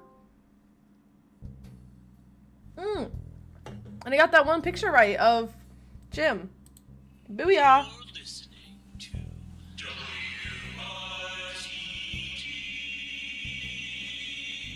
It's time for your headlines. Once an hour, every hour, on the 45. It's a bizarre development to an already tragic tale. In the wake of the accident that took his life, some of Carl Roottree's belongings have apparently gone missing. I don't know if I trust Homegirl. A framed photo of the Rootree family from the mid-1960s. Yeah, I'm feeling like I don't trust Homegirl. We interviewed a local psychologist about who would do such a thing and why. Someone for that article, crazy? Search online for WRTD News. Again, WRTD News. that's WRTD. Okay, we're searching for that. Oh, I'm sorry, I'm getting my blanket on me. I'm a little chilly. Alright, so let me search on the internet. WRTD News. Your local investigative jazz radio station. I want an investigative jazz radio station. During their news segments, at 45 minutes on the hour, they would talk about the plane crash. The most recent hour, they also talked about a picture taken from Carl's office after the plane crash and promised an interview online with a psychologist. During the interview, it's revealed that there wasn't a break-in. Instead, someone with a key to the office took the picture after discovering the pipes burst due to the recent storm. This means it was likely someone close to the family who was aware of the photo's history and wanted to save it. The psychologist, however, also goes on to pose it that the culprit had an alternative agenda, specifically because nobody in the family has come forward to say they have it in their possession. A comment below the article says, "Don't believe their lies, this is just another instance of the Roottree curse being a real true thing. I bet you Carl was murdered and the picture had evidence on it. What's the Roottree curse?" Ooh, I love a curse. Almost as much as I love arson. There's a long, rambly conspiracy website with very small, very red text on a black background that says the Roottrees are cursed. It has been very recently updated with the following. Important update. With Carl and Brenda and the girls, that makes 5 new deaths. Not only that, but 3 of the 5 presidents of the Roottree company have died mysteriously. They say Guy's car was hit by a drunk driver in 1982, but nobody was arrested. Then Ernie Madsen Jr. stepped down. Was he poisoned? Now, just this week, Carl died in a plane crash. This cannot be a coincidence. There's another entry that claims if you connect the dots in the pattern of the 5 pieces wrapper, it creates a Mayan ruby skull. A secret message meant to subliminally scare people away. No! The post before that has a link to a site that talks about how Earth has 4 corners simultaneous 4-day time cubes. The author of the site seems to agree. Rat Boy, hello! You're kind of stinky today. Only a little stinky, like not extra stinky. But how are you? We're hunting down dead relatives. An entry from a few months ago claims that the owner of the site received an email from Chris Raff75 asking him to take down his site with a faked proof that Ernie Madsen Jr. actually had a heart condition that wasn't poisoned. The owner claims that although the proof looks quite credible, he knows that the proof is fake because he's an expert at creating fake evidence. Run, wait! We're almost 100% stinky! I really thought we were for a second.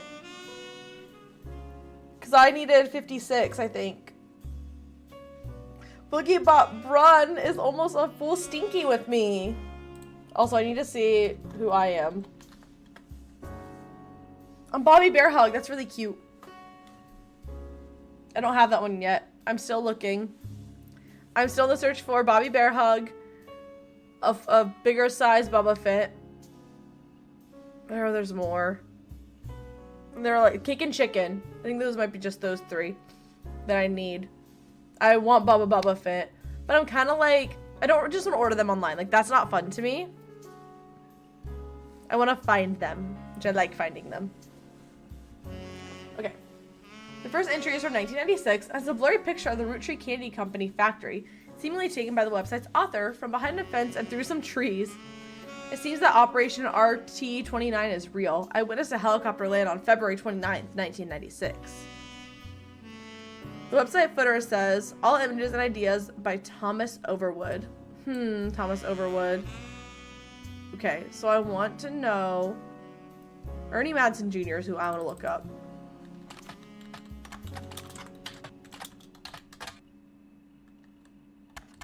Is that not how you spell it? Music's insane. I love it. Why can't I find Ernie Madsen? Nothing? I don't like that. What do I have in here? Oh, there's more pages. Okay. An entry titled Complaints from Lauren Rootree's diary written in 1953.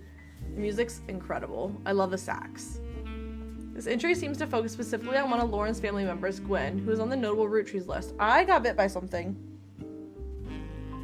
I wanted you all to know that, and it hurts. Like, not just now got bit, but I just found it. Gwen, as an only child, complained of loneliness. I told her that being expected to watch after her 3 younger brothers didn't feel like a blessing, but it fell on deaf ears. Oh, she had 3 younger brothers. Oop, yeah, it's like a small one, but I just like touched my arm and it hurt, and I was like, what is that? A little bite. I was taking trash outside. I was outside, so it's probably just from that. During the summer, where I went to stay with her and Aunt Margot, maybe that's who I need to search, because I was trying to do the full name. I hoped she would be the sister I'd never had, and that I'd do the same for her.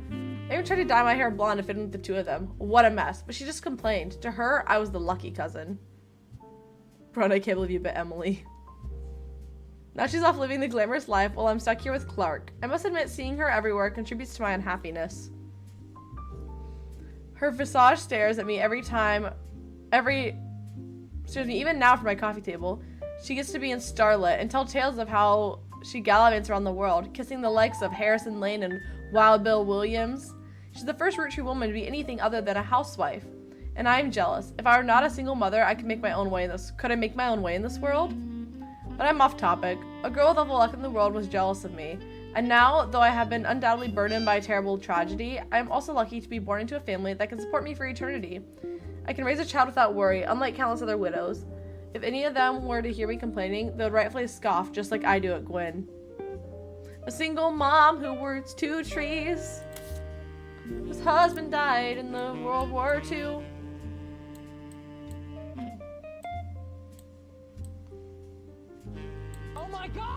Oh my god!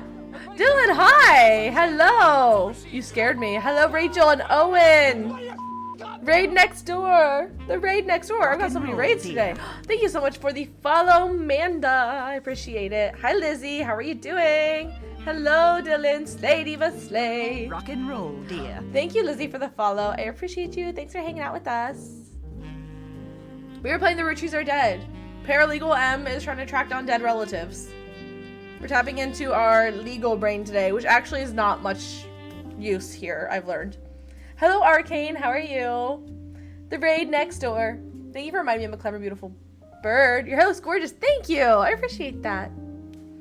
We got a cute little dress on. This was my paralegal fit when I was working in the law office. It was the move all the time. My favorite dress. But this is what I used to do for a living. I used to track down dead relatives. It was actually very fun. I'm enjoying my time. It's just a lot of... If you've ever played Obra Dinn, it's like that. Which, if you haven't played any of that, is the paralegal fit helping you find the Roottrees? I don't know, but it's making me feel good about myself, which is always a slay. You know what I mean? Like, you look good, you feel good. I never get an excuse to wear nice things. I'm always wearing, like, jeans and a t-shirt behind the bar, so... I was like, So I recommended Obra Dinn. Oh my god, your mind will be blown. I sat here for, I think, 10 hours one day and played it because I couldn't put it down. On stream, I was like, we're playing it. We're finishing it. Until my brain literally gave up and I was like, I have to sleep and we'll continue in the morning. And then 10 hours later, we were back. So, yeah, Obra Dinn is so good, but this is just like it. This is, I think, made by the same developer, actually. Where was I? I don't know. We're talking about Margot, but I need to go. Let's one thing at a time, Emily. Margot Roottree. Why? Fine. I won't Margot Roottree.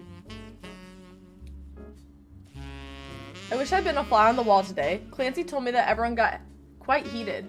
Granddad was furious and none of his sons would take over as president. That's what he gets for holding on to it so long. With architects, preachers, and lawyers, nobody's got time for candy. So with the 5 pieces refusing to step up, it came down to us next gens. Pop argued at length that the company should stay with our branch of the family, since we still have the Roottree name. I'm not even sure Clancy would have wanted it, but he's the one who volunteered. Instead, it ended up going to Zach. Even though his surname doesn't match the candy, he's the firstborn son of the firstborn 5-piece. He's the what? He's the firstborn son of the firstborn 5-piece. Zach.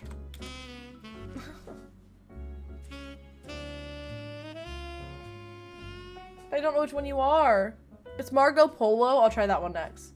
I'm tempted to say you because it's Z-A-C and not Z-A-C-H.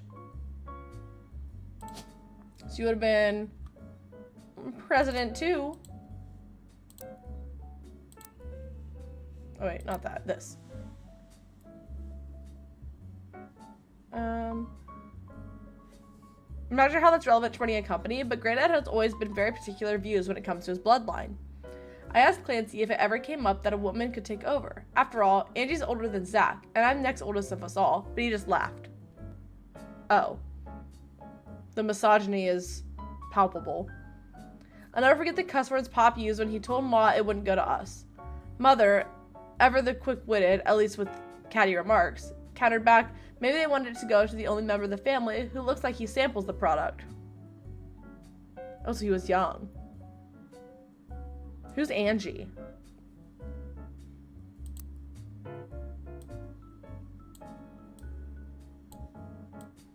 Okay. Angie's older than Zach, and I'm the next oldest out of all of us. Are you Angie? I think you're gonna be Elias, because there's Elias the Third. No, there's not. There's Elias C and Elias M. I don't know. One of you two is Zach.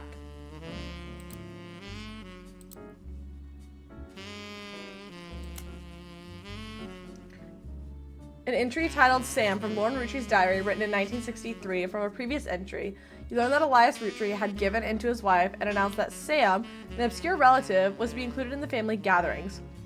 Gwyneth had been pushing to include Sam for quite some time. Lauren writes, "Why Sam? I have so many distant relatives I've never met. After all, Granny had sisters, and Granddad had a brother or two, but I was told, trim their branches from the family tree. So why is Sam special? Nothing adds up, and I'm not the only one to realize." Angie summoned all the next gens to a secret meeting in Zach's office. Gwen's in Paris, but the rest of us, including Miracle Boys, spent ages trying to unravel the mystery. I didn't recognize Sam at Uncle Junior's wedding to Patsy last year. Okay, Uncle Junior married Patsy. At the reception, when I asked who Sam was, Pop shushed me and said it was complicated. Love the music shift. Okay. So you're Patsy.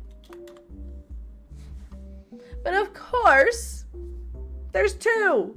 Why wouldn't there be 2? Clancy swore he saw Sam working alongside the farmhands, EC and John when he used to drive past the old Anderson farm on his way to work. Upon hearing that, Zach checked the records and managed to confirm all three are on the books. Okay, so EC, I don't know who EC is, and John. Eli, Miracle's youngest, not my brother. Oh, you have a brother named Eli.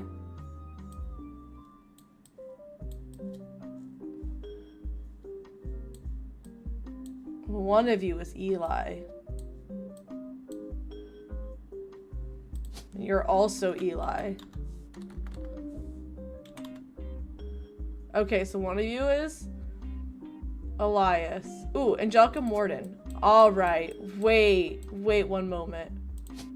You're Angelica and you're Zach. Because they have the same last name. But she said Angie's older than Zach. And it goes oldest to youngest. Slay. Miracle's youngest, not my brother, even chimed in.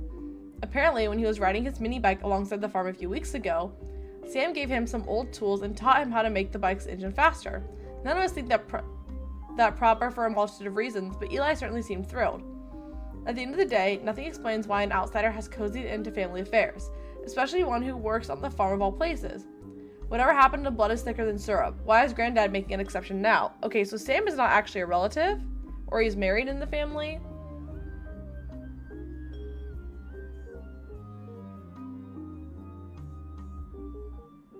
Is EC Eli? I don't know. Oh, wait, there's more. One of the final entries called Clark. So that's her son. Clark's getting married and, in my opinion, far too young. He's barely 18 for God's sake, and Danielle isn't much older. But openly confronting them would make me a hypocrite. After all, Jacob and I got married at 16. Clark, like the rest of his generation, is a free spirit. What else do you call a group of kids growing up with more money than any one person can spend? They all aspire to be musicians and artists and dancers and all sorts of nonsense. The only one who has any discipline is Carl. That's because Pop forced Clancy to send him to the academy. Maybe I'm just getting old, but our generation was never so bad. My brothers all seemed to pursue paths of knowledge, and the most rebellious thing any of us ever did was bring home someone who would be illegal to marry if we lived anywhere south of Pennsylvania. Oh God. Pop seemed to have gotten over it because Edward is set to take over his department once he retires. As for me, my first published book, Swashbuckle My Heart, is based on the pirate story I used to invent with Jacob when we were walking in the woods after school. I think he'd be proud that Clark and I are carrying on his name. Even my cousins are doing well. Zach's not a bad president after all, and his sister seems to be doing a good job raising her twins. Gwen is Gwen, but at least she came out of the divorce with her head held high. She even told us she might come home next year so we can meet her kids. But the free spirits in any other family, they'd all end up on the streets, even Clark. Okay, so her son married Danielle.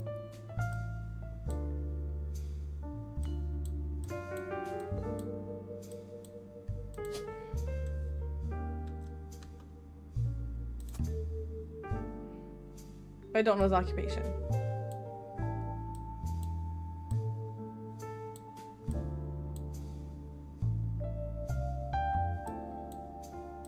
Let me try to figure out. Let me try Zach Martin because he was the president. Okay, wait, I have more evidence. I lied. This is just an overview of what I'm doing. This is what I want.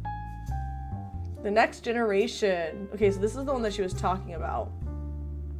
An attempt to recapture the spirit of the 5 pieces photo with our generation.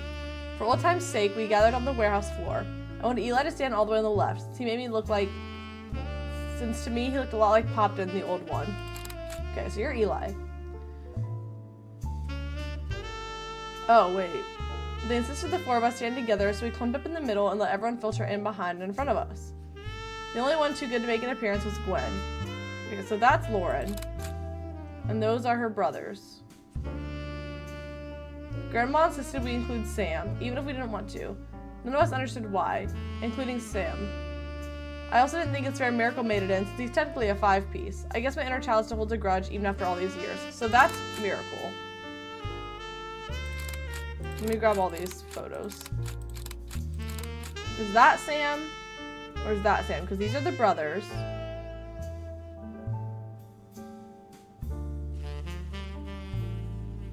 It's child.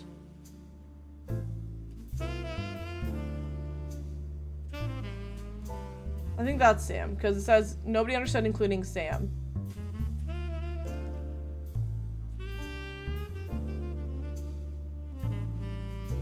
Okay, let me figure this out. So she's talking about this generation. So those are her brothers.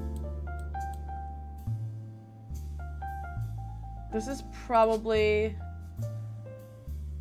the little brother, which is an Eli. We're gonna get the last picture of you there.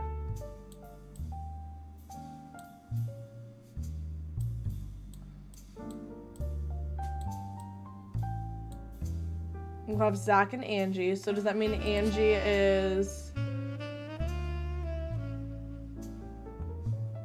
that one? And then which one's Zach? Wait, I'm so confused. There's not enough people. The four of us. No, yeah, that's the four of them. Oh, you're someone too. So you Angie or you Angie? Are you Zach? Who's Sam?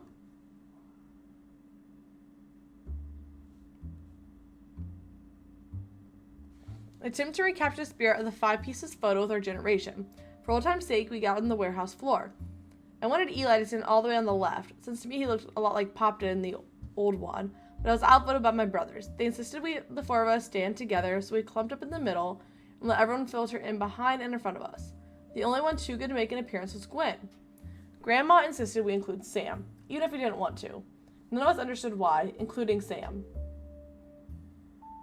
I also don't think it's fair Miracle made it in, since he's technically a 5-piece. I guess my inner child still holds a grudge, even after all these years.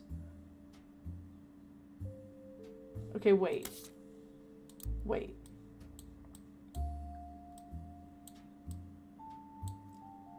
So that's not you.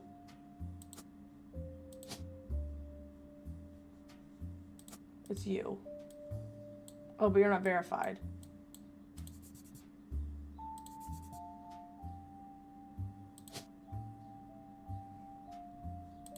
Okay.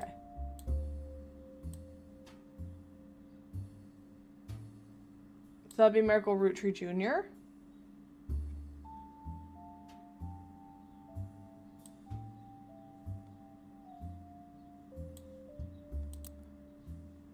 He's a lot younger.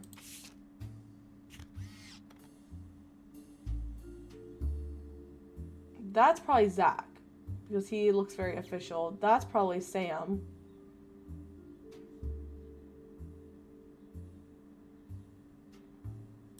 But wait, no. Does it say when this was taken? Because in her diary,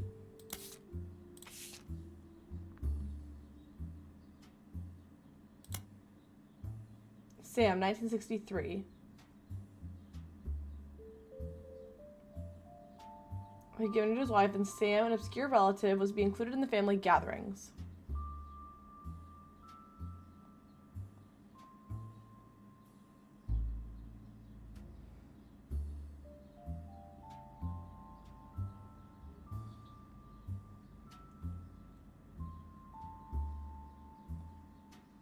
Wait.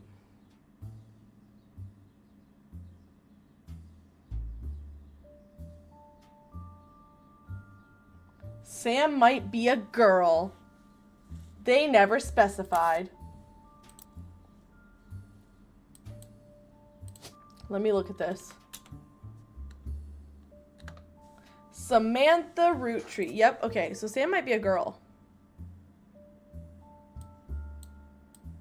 That's interesting.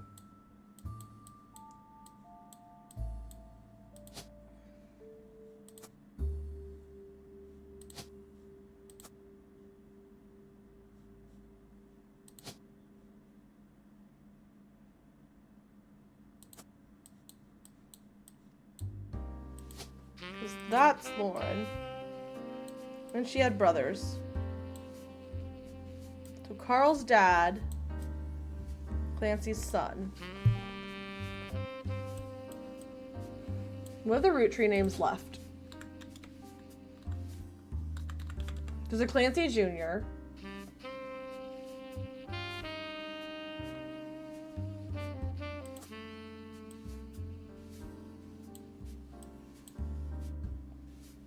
Gwen has 2 sons. Don't know their names. I don't know Wild Bill's last name.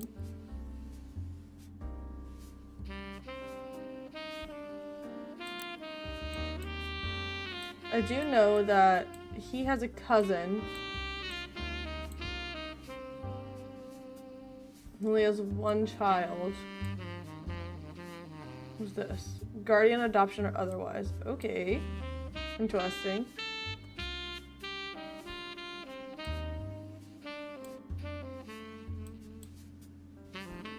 So one of you is Nicole.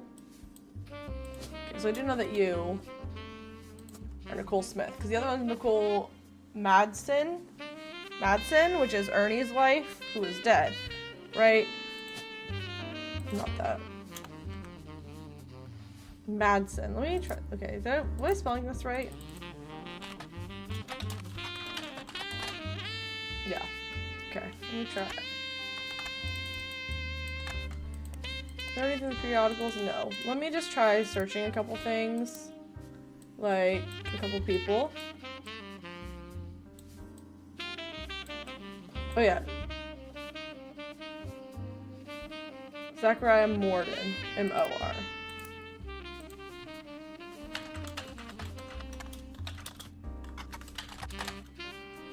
Really? Is that... Did I spell it right, though? Yeah. Oh, no.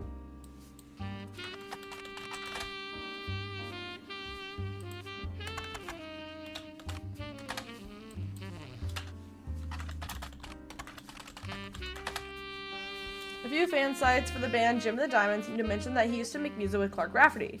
They mention an album called These Times. Okay. There we go! A band called C&J plus J&D released 1 single called These Times. Someone with the username Die Dazzler scanned the cover and noted that it cost him over $200 at auction. Apparently this was Jim Roottree and Diamond LaRue's first song together. He also mentions that it was performed with Jim's cousin and Diamond's sister, and that it was only somewhat similar to Jim and Diamond's later work.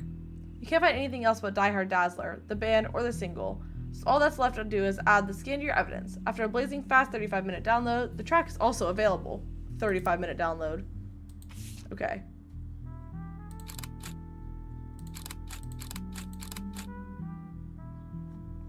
An old single from folk group C&J plus J&D. You have a scan of the album as well as a recording of the title track, thanks to a collector of Jim and Roottree memorabilia. The website also listed the song's credits as music and lyrics by Clark Rafferty and Jim Roottree, backup vocals by the LaRues. On a sticker that says, folk-style songwriting, catchy, magazine. The lyrics of the song contain no clues. Okay, cool. Contains no clues.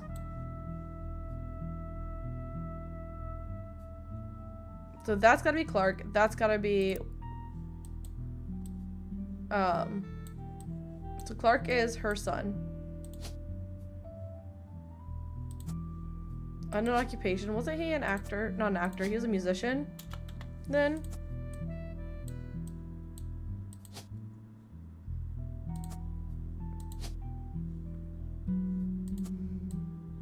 Maybe that one? Because she's blonde. Yeah.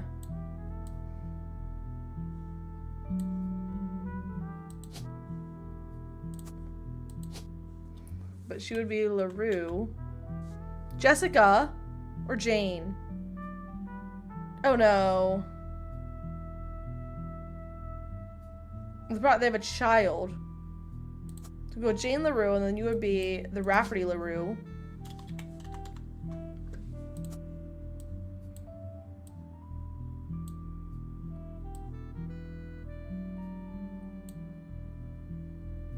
Right? Maybe.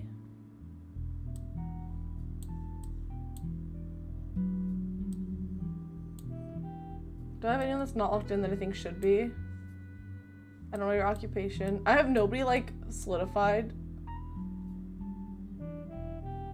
Because I don't know you were not the second president. I don't know what you were. But, so I have 1 with a picture that might be good. 2, I think, because of Clark. 2, that might be good. So I need one more to check and see if they're all okay. Oh god. Okay, who else can I try searching? James Roottree, I searched. I searched Miracle Roottree. I searched Margot Roottree. I searched Gwen Roottree. And then Wild Bill.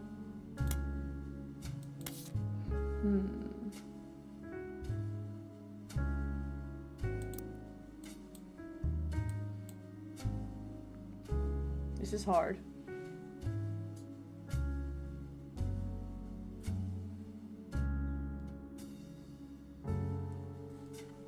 Okay. Let me... I tried Elias Jr. Maybe Eli Roottree? Let me just try Eli Roottree.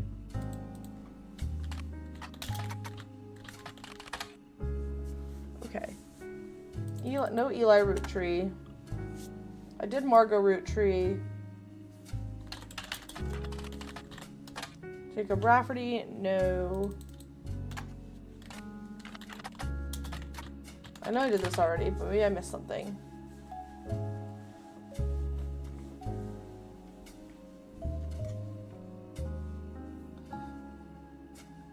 She shouldn't have been named Roottree, but their father took her mother's famous name.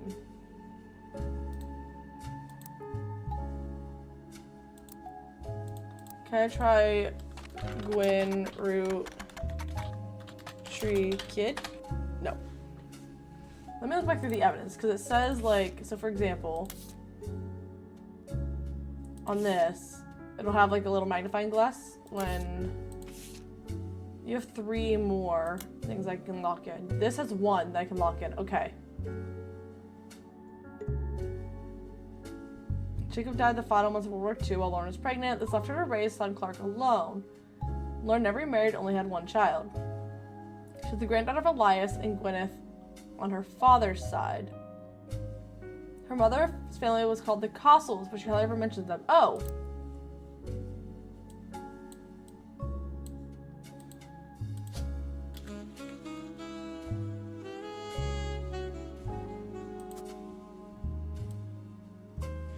Sarah Costle. Got it.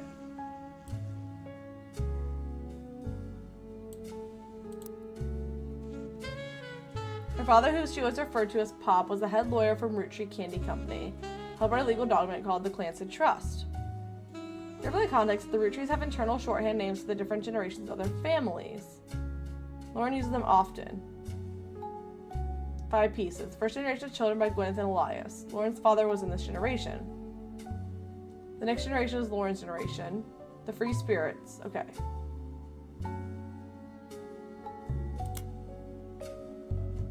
Complaints. Gwen, as an only child, complained of loneliness. I told her that being expected to watch after 3 younger brothers didn't feel like a blessing, but it fell on deaf ears. During the summer where I went to stay with her and Aunt Margot, I hoped she would be the sister I never had, and that I'd do the same for her. I even tried to dye my hair blonde to fit in with the 2 of them. What a mess. But she just complained. To her, I was a lucky cousin. Now she's off living the glamorous life while I'm stuck here with Clark. I must admit seeing her everywhere contributes to my unhappiness. Her visage stares at me even now from my coffee table. She gets to be in Starlet and tell tales of how she gallivants around the world kissing the likes of Harrison Lane and Wild Bill Williams. She's the first Roottree woman to be anything other than a housewife, and I'm jealous. If I were not a single mother, could I make my own way in this world? Okay, I want to go with Harrison Lane. Oh my god, okay. Lively, hello, hello. What's the procedure? How are you? What were you playing? Thank you so much for the raid. I appreciate it. Thanks for bringing people to me. How is everything? I haven't seen you in so long. Working on a model. What were you making? Like a model for what? Of what?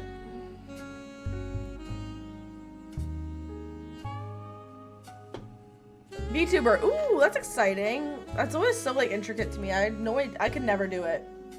I don't know how it all works. I love Etsy. I love looking at everyone's designs, but could not. I could never. I'm also just not creative. Harrison Lane was a television actor with a major role in Guys Like Us and some other films. His largest role before Guys Like Us was the villain in the first season of Western Frontiers. Due to the popularity of guys like Gus, the studio brought Lane back to play the villain's twin brother, this time as a hero joining the protagonist. It's a lot. I basically spent the whole time fixing little mistakes. Oh yeah, I'm sure it's a lot. That's so much work. Okay, so nothing here with Harrison Lane. But Wild Bill...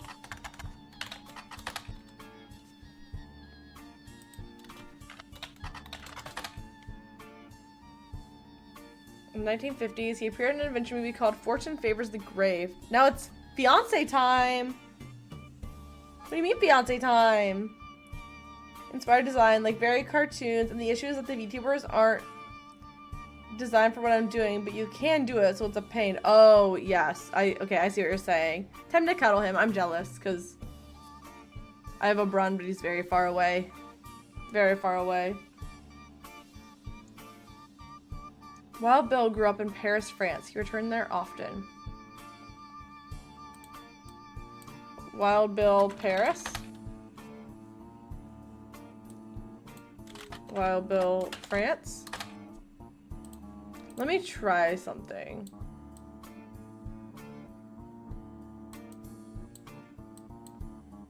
I need a French name.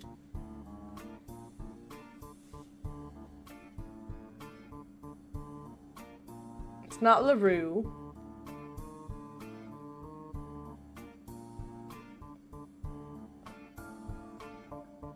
It has to have at least 2 because those are the children.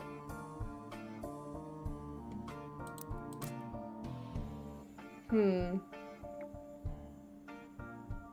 just making breakfast and lunch while lurking. Thanks. Meal prepping, yes, because he's got a new job. Bramron got a new job. Everyone say congrats, Bramron. Bramron got a new job. He's been training all week.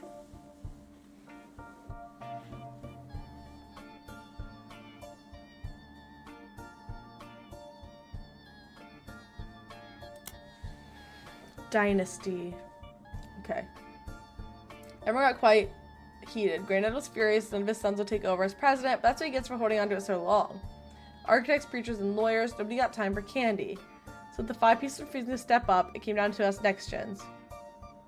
More training tomorrow, almost fell asleep. Oh, I hate those days. The videos and just the paperwork. It's the worst. Pop argued at length that the company should stay with our branch of the family since we still have the Roottree name. I'm not even sure Clancy would have wanted it, but he's the one who volunteered. Instead, it ended up going to Zach. Even though his surname doesn't match the candy, he's the firstborn son of the firstborn 5-piece. Yes, I'm not sure how that's relevant to running a company, but Granddad has always had very particular views when it comes to his bloodline. I asked Clancy if it ever came up that a woman could take over. After all, Angie's older than Zach, and I'm the next oldest of us all, but he just laughed. I never forget the cuss words Pop used when he told Ma that it wouldn't go to us. Mother, ever the quick-witted, at least with catty remark, countered back. Maybe he wanted it to go to the only member of the family who looks like he samples the product. Ooh, that means I got Zach right, because he's a little overweight. Alright, we're back. I'm much more comfortable now. Let's try to figure this out. Maybe just a little bit. Oh, my brain hurts. Kind of. Okay, so... Sam. Gwyneth had been pushing to include Sam for quite some time. Why Sam? Granny had sisters and Granddad had a brother or 2. But I was told to trim their branches from the family tree, so why is Sam special? Nothing adds up. Gwen's in Paris, but the rest of us, including Miracle Boys, spent ages trying to unravel the mystery. Miracle's boys. I didn't recognize Sam at Uncle Junior's wedding to Patsy last year. At the reception, when I asked who Sam was, Pop shushed me and said, "It's complicated." Uncle Junior. Clancy swore he saw Sam working alongside the farmhands E.C. and John when he used to drive past the old Anderson farm on his way to work. Upon hearing... Okay, wait, Clancy. So I think this one's gonna be Clancy, because...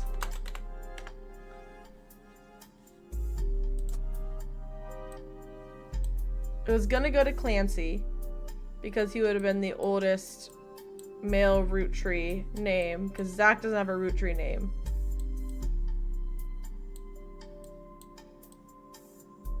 And that's her brother.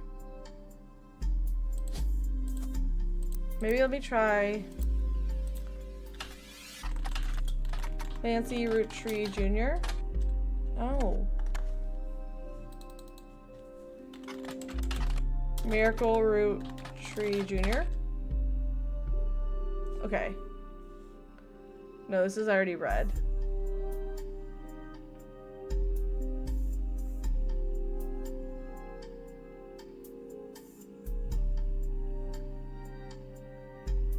Miracle Roottree Jr. arrived, yes. Okay, same thing. Who else?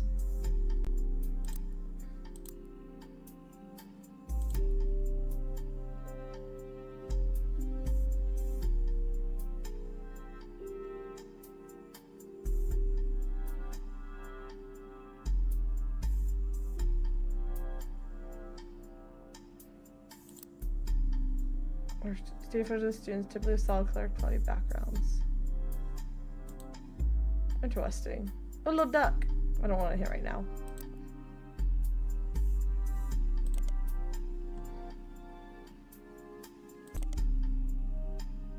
Spider search, public library, periodicals, I don't need that. Okay. Who else can I search for?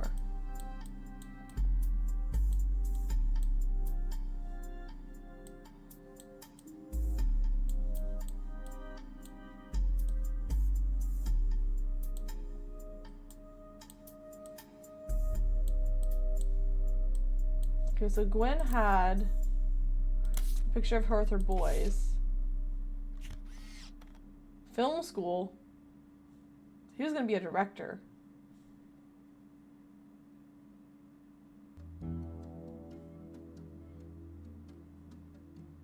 Probably because her dad was from Paris.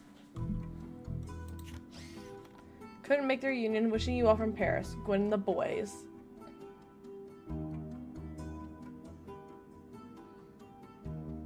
The water damage picture, the free spirits. Okay, so that is this. This is the free spirits. So we have Carl. This is the generation.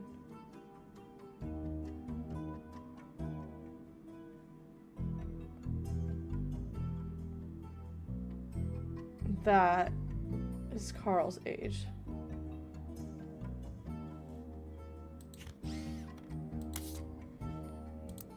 So that would be this generation.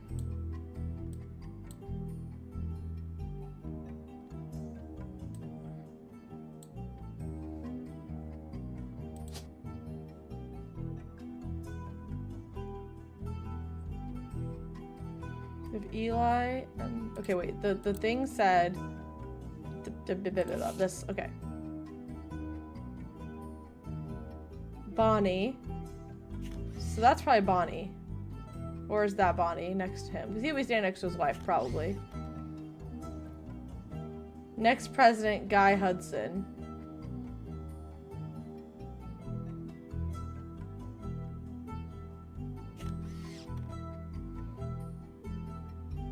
Are you Guy Hudson? You kind of have red hair, but it's water damage. Ernie Jr. Oh wait, Eli M. Ah, this might be important.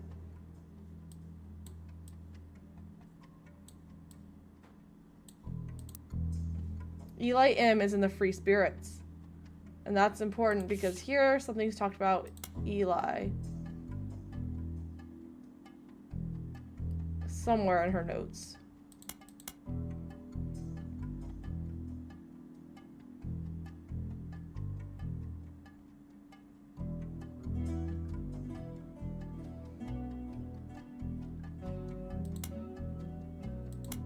She's talking about Uncle Eli.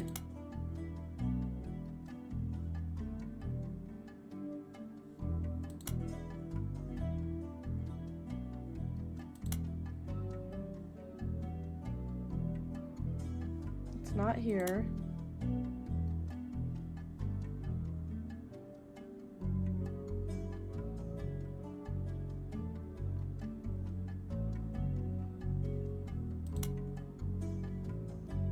There's Sam.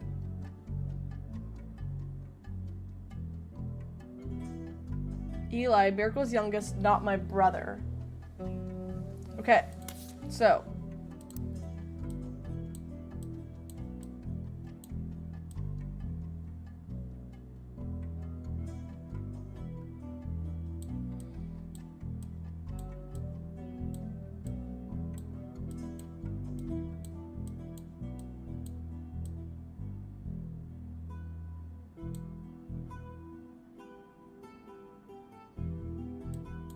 Her brother is, one of them is Eli C. Because it can't be Eli M, because Eli M is part of the Free Spirits.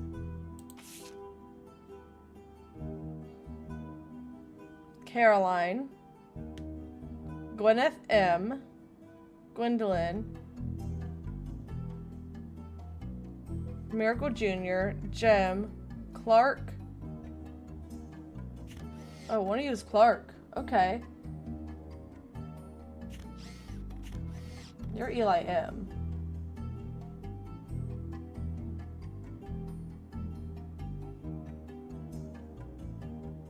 You, or you is... So we have Clark.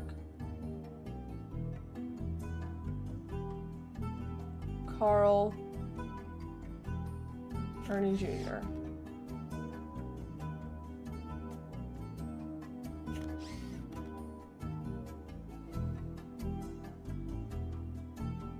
So I think that's Gwyneth M and Eli M, maybe. Gwyneth M and Eli M. What is the picture that... This one. Ernie, Debbie.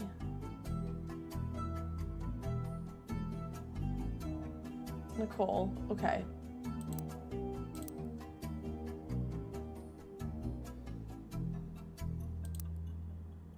Oh, there's also Guy Hudson, though. Wait, there's so many people in that picture, but there's not enough people in the picture. Okay.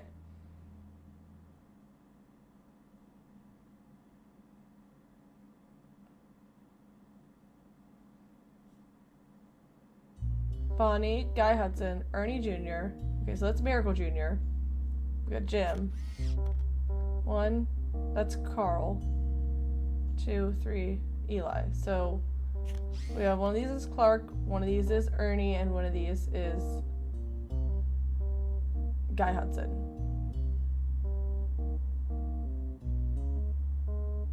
Caroline, Gwyneth M, Gwendolyn. So one of you is Bonnie. But I'm gonna say it's you or you.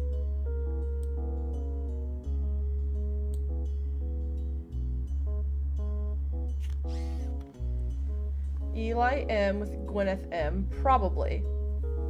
Maybe, I don't know. Let me look up like Gwyneth and Gwendolyn's names. Gwendolyn Morden or Gwyneth Madsen. Okay.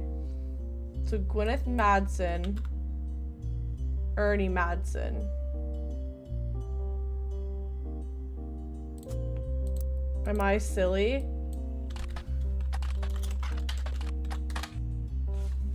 Ugh.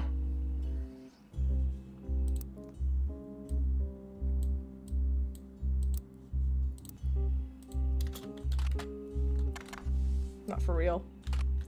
Ernest Madsen Jr.? Crap. Okay.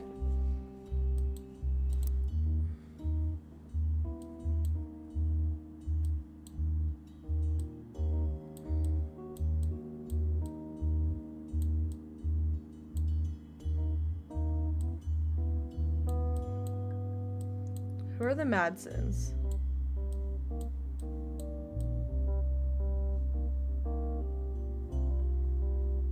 You're gonna be a Roottree, because those are both male Roottrees.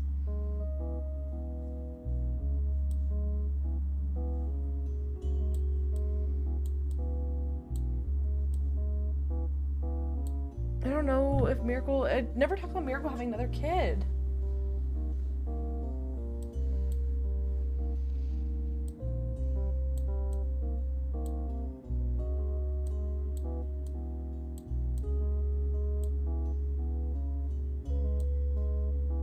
Who's Bonnie?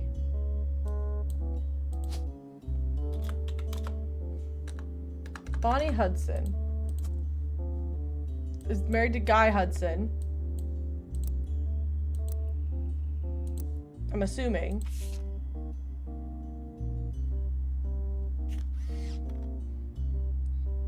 I'm guessing that's them. Bonnie and Guy. I don't know why, it's just giving me a vibe. Hudson.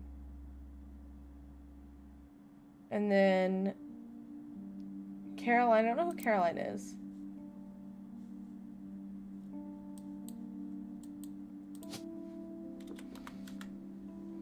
Caroline Morden would have been probably the child of Zach Morden.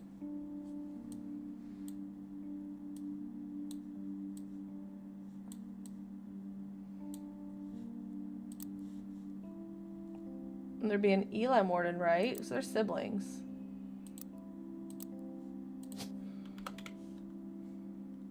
Caroline, Gwendolyn. Okay. So one of you Caroline and one of you is Gwendolyn.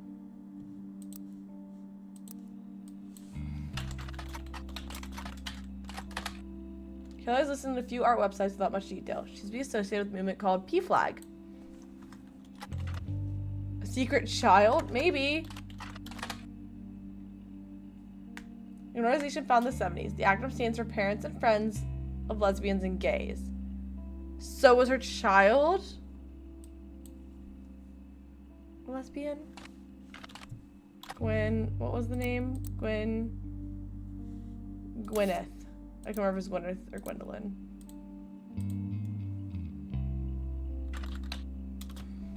Did I spell that right? I don't actually know.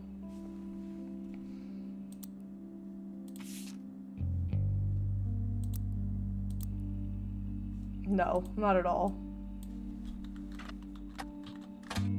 No. Did I spell that right? No, not at all. Gwyneth. Okay, still nothing, but just want to make sure.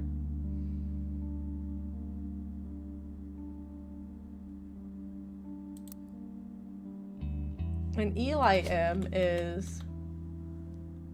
Maybe I'll try Elias M. Roottree.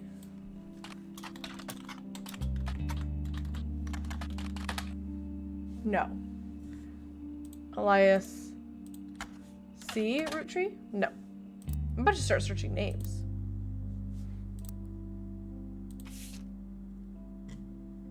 Okay, I confirmed the one that has that.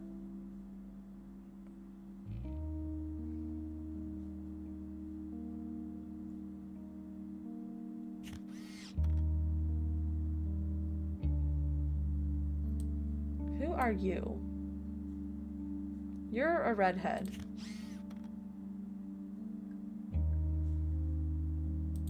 Is that the Hudson?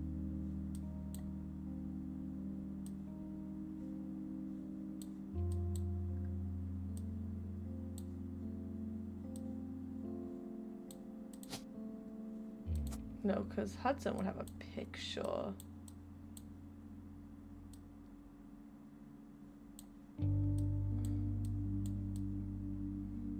Who the heck is Guy Hudson?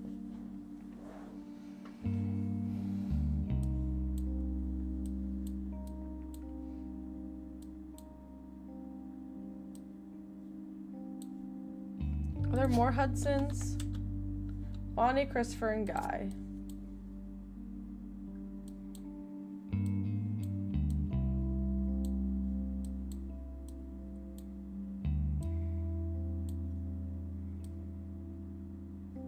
I think it's one of these. This guy, am I right? You are right. Let me try searching for Guy Hudson because he was a president. There we okay. Oh, I found something. Thank God. I could not find anything on anyone. Fancy Flavors was an addition to the 5-piece product line for less than a year. In 1979. It was Guy Hudson's first and historically most cited move as president of Roottree, in an attempt to cater more towards what he thought the average person wanted. Guy looked at his own wealth, which was often a source of envy for others, and decided to tap into the idea that if they added fancy flavors to 5 pieces, anyone could live like the wealthy. Ew. This philosophy led to the flavor in 5 pieces that was meant to mimic caviar Whenever I see Indy in the top right corner, I read it as New Jersey. I don't know what that means. Okay, I can't click on it, so that's interesting. New Jersey. That's where I live. I'm gonna start telling people that. 5 pieces sold less that year than I had any other year, except in some foreign markets. New entry, I assume? Well, I can't click on it. Oh, I almost clicked out. Netscape. Net Explorer. That's what it is. It was very quickly announced that caviar is meant to be a limited flavor and would go back to normal as soon as possible. I want fancy flavors. Fancy flavors. Okay. No. What about Bonnie Hudson? Okay. What about Chris? Ugh.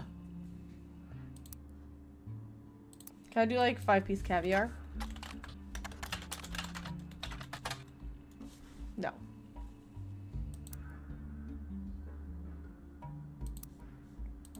Can I try like the free spirits? No.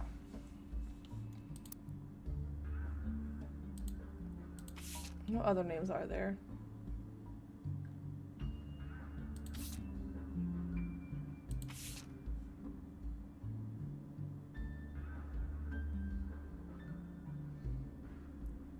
It was taken in 1935 to celebrate the move to the new warehouse that Eli Jr. designed. Angie and I both wanted the photo since Miracle was in it, and the three of us were all about the same age. We were told only the 5 pieces, which really didn't go over well, to say the least. Eventually, I suppose, to stop the tantrums, they posed us in front of the camera with Mr. Morden, who was there with Aunt Gwendolyn. There's a face back there! I found out years later they never even took a second photo. Okay, but there's a face, and I want to know who that is. Is that Mr. Morden? Who's Mr. Morden? James? No, Zach. No, Zach's their age. So it'd be James, who's there with Aunt Gwendolyn. Yeah.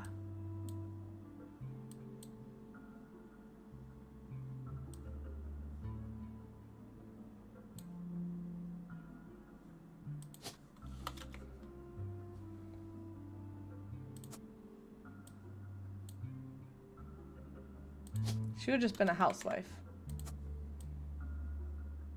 But I don't know which one she was.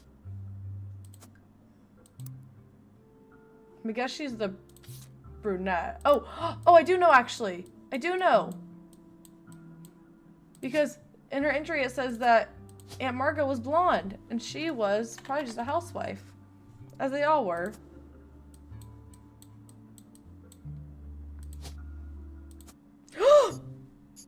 Oh, thank God. This is just as satisfying as Oberdin. Who did I get right? Margot, Gwen, and Zach. I also got Sarah, Danielle. I'm excited to see which ones I got locked in.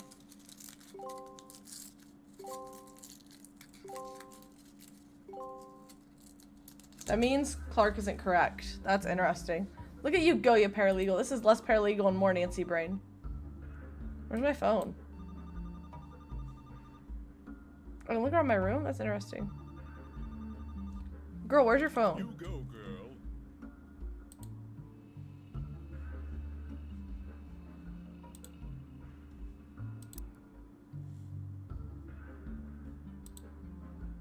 Where's my evidence? Riot girl.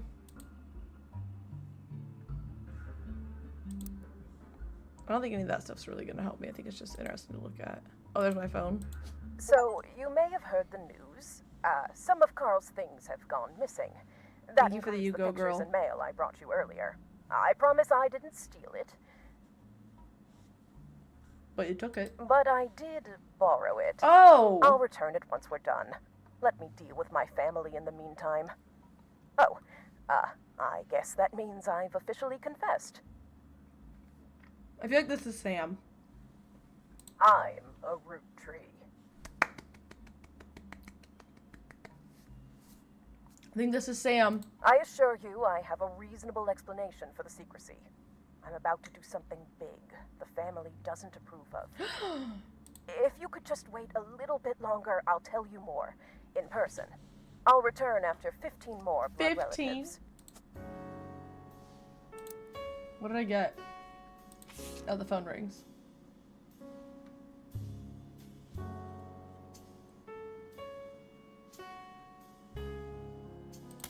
That's all I got. Okay. Interesting. So.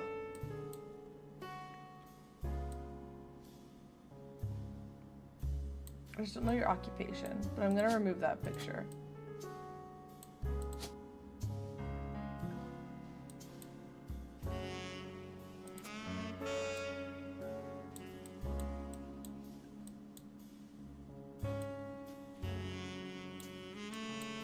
He married a Patsy, though. So Jones or Christensen? Let me... There's more Jones, though, so I'm thinking this is Christensen.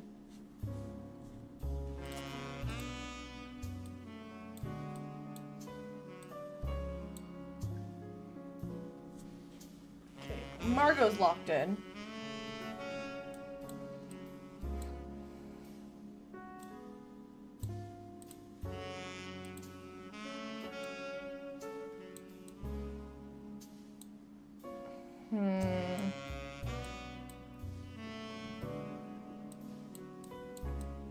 What else do I have that I can look at? This one. Okay. Carl, I know we don't see eye to eye when it comes to the candy company, but if you could talk to your girls about putting out a statement supporting Stephanie, she could use publicity your daughter could bring. Don't let our conflict spread to the next generation. Okay, so this is gonna be one of his relatives. Stephanie Jones.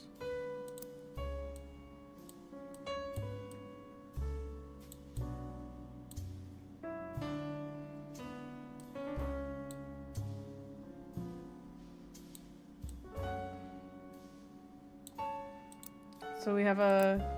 Who's Stephanie? Stephanie Landon or Cattrall? We have a Sam Cattrall and a Stephanie Cattrall. And Samantha Roottree.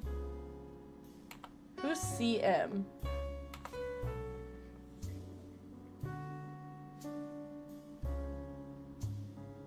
Is it Caroline Morden?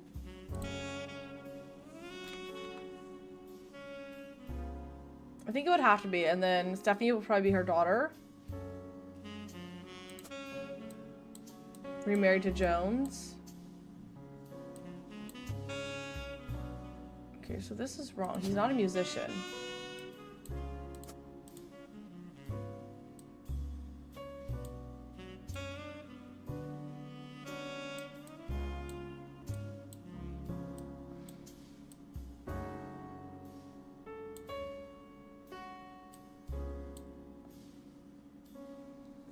Be Morden. Who else is a Morden? That's not what I want. This.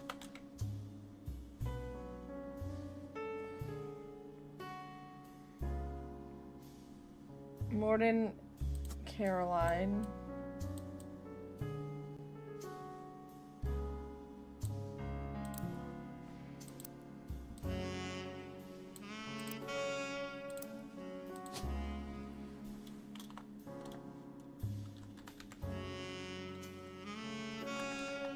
Is there any more Landon? Mark Landon. Sam.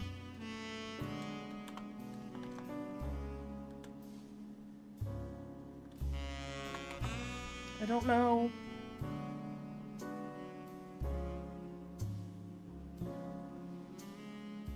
No, CM is just Caroline Morden.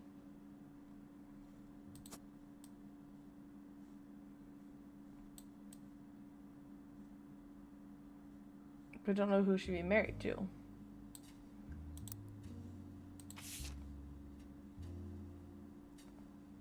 Stephanie Jones. On the back is an excerpt from a newspaper article from Butler County Times. Stephanie may have grown up in an unconventional family to say the least, but But in her words, it was still full of love. And now, 22 years later, with a baby of her own due around Christmas, her message for voters is simple. Love is our future. Carl, I know we don't see eye to eye when it comes to the candy company. More than some, but less than some others. Ooh. Take off Landon. What is Landon taking off? What do we want Landon to take off?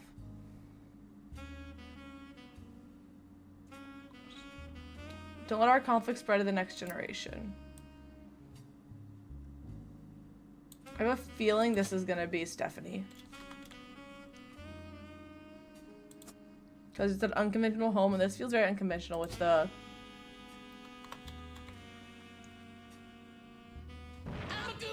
That scared me. Hi, Phoebe. So many months. So many months.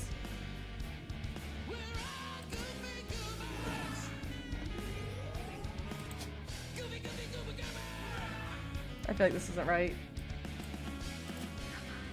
Thank you so much, Phoebe, for the resub. How are you doing? How's everything? I saw that you finally achieved your Cinderella journey. And I hope you know that every time I logged on Dreamlight Valley, I was looking. Love how long this song is. I feel like it's like the perfect amount of time. Like you can vibe for a second, but it's not like exhausting long. I'm eating a Reese cup while we're yapping. Because my brain hurts.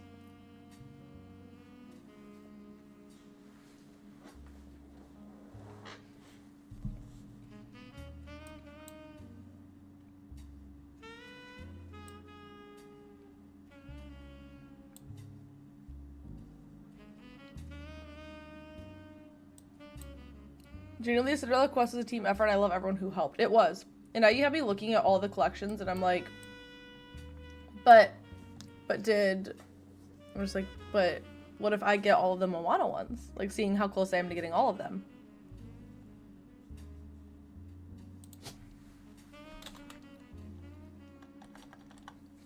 I'm doing really good at figuring out things that don't matter.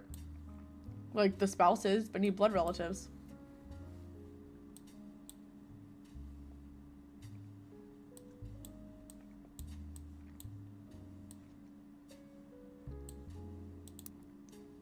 Okay, so there's 11 in this.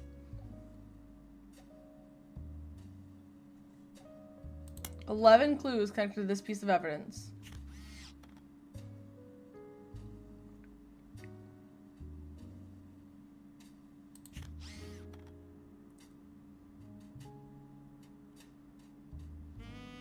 That's crazy. I'm looking to finish something for work. Plus, I'll play this game myself. Oh, absolutely. Yes. I appreciate the lurk. Get some work done. Play the game for yourself because it's lovely. I'm loving it. Are you done? 4 more from this? 5 kids. Radical new flavors because it's still in the 1920s. So, strawberry. Power plum. The magazine Teen Blast means that 5 pieces were named as such because the original creator had 5 children. Are not the same as back then. Music giving crime scene cleaner. I was literally talking to Brayden yesterday saying that I want to keep playing that game. We can listen to it.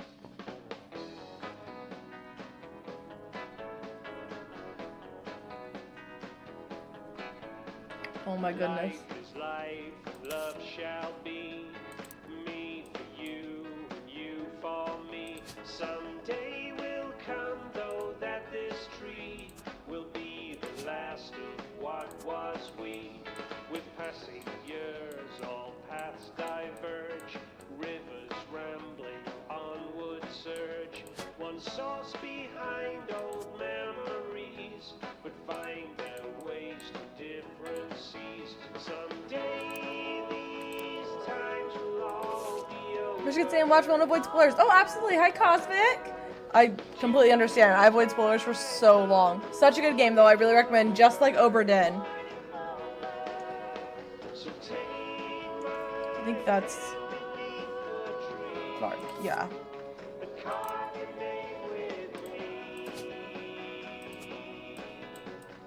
I'm loving the vibe. I'm here for it. You're not getting much spoiler right now. I don't know what I'm doing, actually. We'll tell ourselves these stories older, dwell on warmth, ignore the colder, probably yearn for what I'm trying all the Roottree names. rose tinted by youth's memory. Oh, sorry, I hit my mic. So act as though these times ain't fleeting. Love still flows, our hearts hard beating. For now, ignore fate's destiny. I'm literally just gonna try all the Roottree names. At this tree, someday Edward Roottree, Jack Roottree.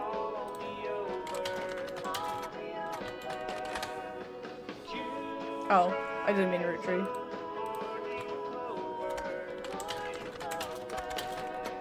Roottree.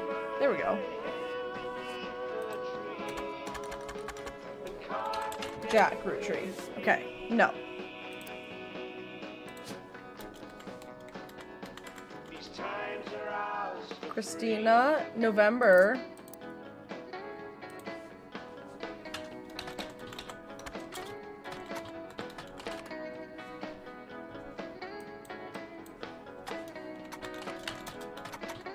Someday these times will all be over. Dew dries on the morning clover.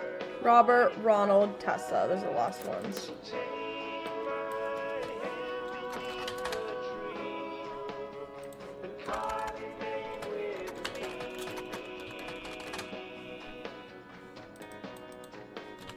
These times are ours for free. Okay, so nothing there with that. Okay, I'm gonna have to stop this song. I think it just keeps replaying.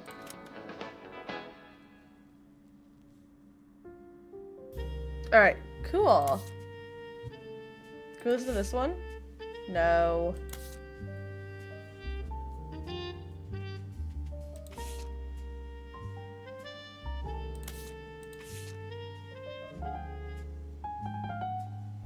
Okay. Can I start searching people? Deborah Bean.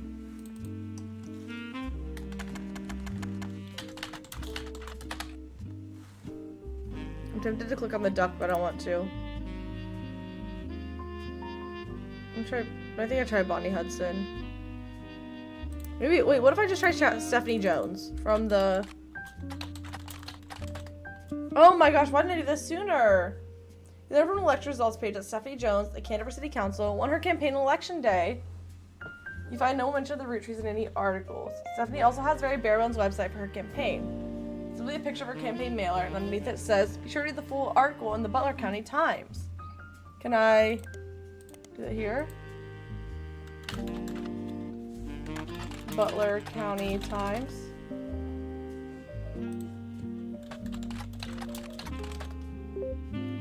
There we go. The most recent mention of Stephanie Jones is a small report detailing the election results from last month's election. Stephanie apparently won her election. You also find the full version of the newspaper clipping on the back of the campaign mailer. While most is unimportant, you do find the following. Stephanie Jones, born Stephanie Landon until her marriage to local business owner Brian Jones, has lived in Butler County her whole life. Stephanie grew up in a home without a father. My mother and her partner essentially had early female influence. Okay, so this was the P flag thing, which I don't remember who was a part of that. Though she is a distant cousin of the Rootrees, her mother Caroline, a local artist who appeared on the front page of Butler County Times in the past, has often come out opposed to the corporation's policies regarding deforestation of indigenous trees to expand their maple farms. Unlike my mother, I'm not a fire. I want to bring love into the world.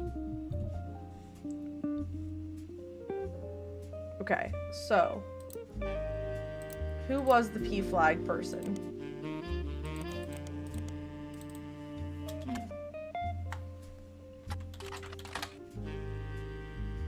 Let me just go to my history.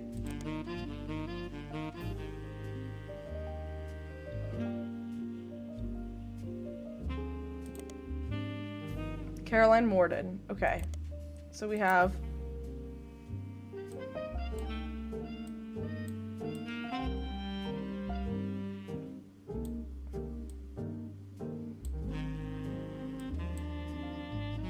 when one of their kids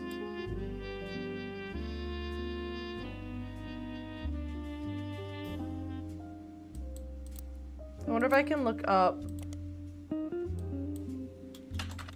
Because I said she was on. Yay! Okay, cover story. I knew it. Including one about Caroline Morden. There isn't much about Caroline as a person. This is mostly an art listing of Butler County. She seems to get top billing.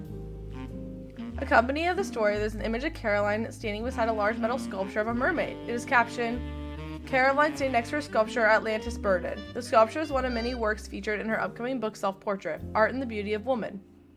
Ooh. I can look at that up. According to the quote further down, Atlantis Burden is meant to symbolize a society split by indecision over whether women should be equals or something to protect. The picture on the front page has been added to your evidence. Okay. Self-Portrait, Art and the Beauty of Women. I gotta type that first.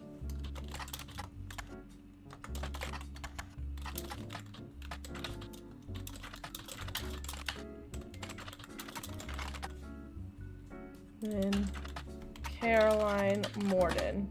Alright. Mostly black and white pictures of Caroline's art. Dedicated to Eloise and Stephanie. Eloise! Stretching from 25 to 30, these certainly have not been added to your evidence. Cool. In the intro, Caroline talks about influences. She was one of the youngest in her generation. In her late teens, she felt betrayed when her sister Gwendolyn and cousin Bonnie gave up on dreams to settle for boring men. Her sister was Gwendolyn and cousin Bonnie. She especially dislikes her brother-in-law, Dr. Wilson, who she calls completely bogus. Their marriages led her to double down on her passions, art, and the environment. She even married a man who was the opposite of boring, which was an overcorrection. Can I highlight this? Yes. Highlight. Yay! She comes out strongly against the Roottree company's effects on the local environment. And rues how she will not be able to convince her father, Zach, to make changes to policy. She also explains that her marriage to Mark led to the most volatile moments in her life, all negative, and that the only good thing he ever gave her was a daughter. Leaving them all behind for good has pushed her to pursue her true loves, art and the beauty of women. Perfect. Alright. This one. This is you. You are Stephanie.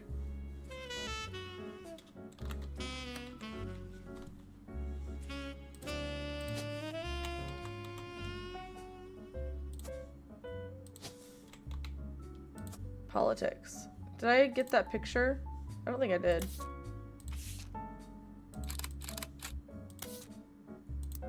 I'm cooking now. We're moving and grooving. And then you are Caroline. You are, she said Mark? No.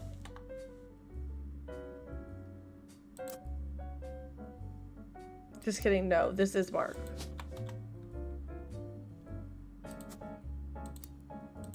He is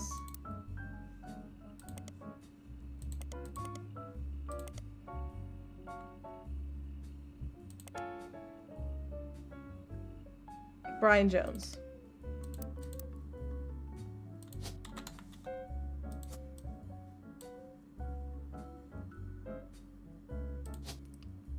She is an artist.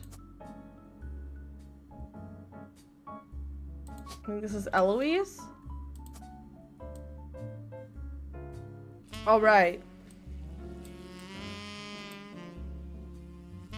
Her sister Gwendolyn and brother-in-law Wilson. Jason, Steven, Zach, I'm not sure.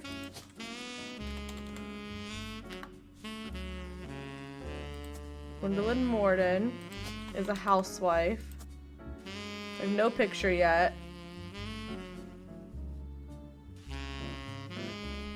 We're moving. We're making progress.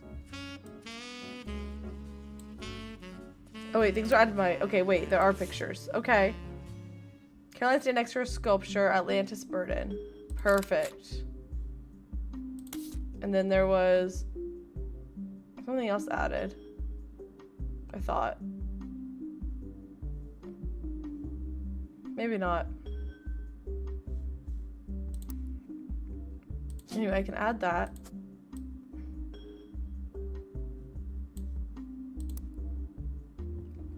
Gwendolyn and cousin Bonnie give one dreams to settle for boring men. cousin Bonnie. Who's Bonnie? Bonnie Hudson is Guy Hudson's wife.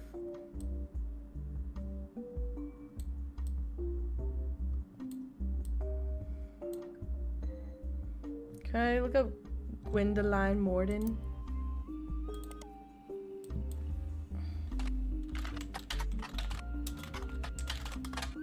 I feel like I didn't spell that right. No, I did.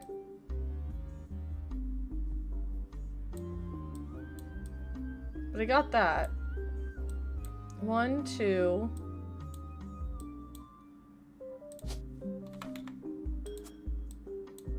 What is wrong about this? What is your occupation then?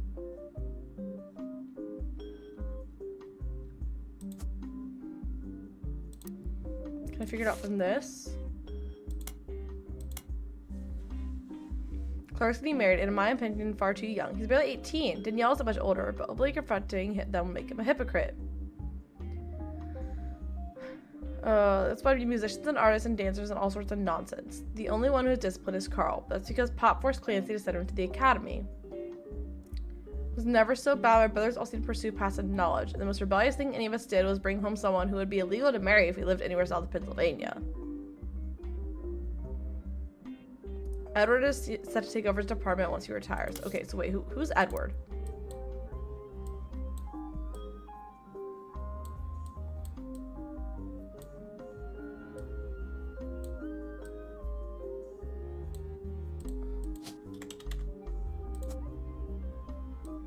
One of you is Elias, one of you is Edward.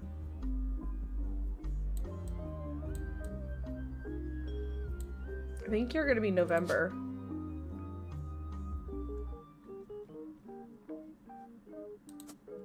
Because November is mixed. And I said one of them. Yes. You're a child. I'm not sure if you. I don't think you're a child anymore.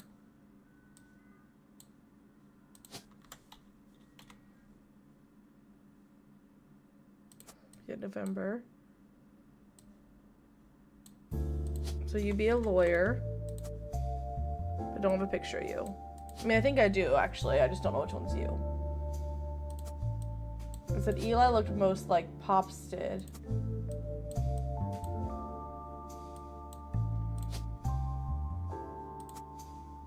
Which I think is this one.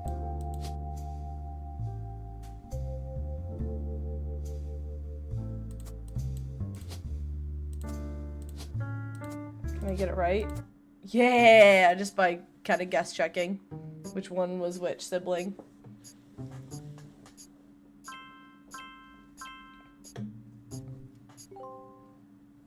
I also got some side quests done, which is I'm calling them. Let's go, 3 more. We're like halfway done with them.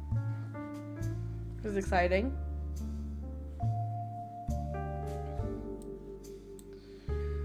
All right, so I have all of this locked in, which is pretty great. I think there's a raccoon or 2 in my attic. I was seeing the urge. Oh God, don't do that. Don't do that. But hi, Will. How are you? How are we doing? I hate creepy crawly critters, anything like that. Not my vibe. Not it for me.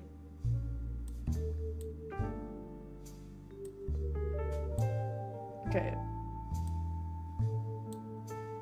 Why is there a square over this is what I want to know.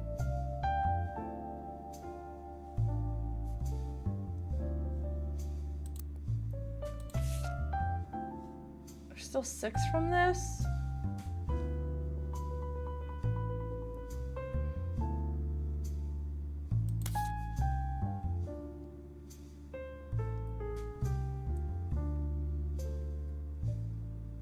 You put, oh. No, I understand that it's frustrating, trust me, but I feel like there's a better solution. Watchman of the Year.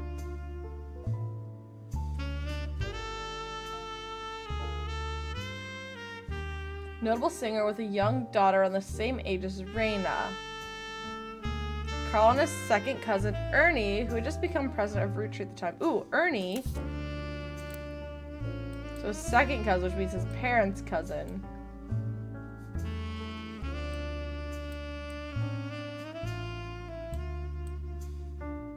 Would that be you? Are you Ernie?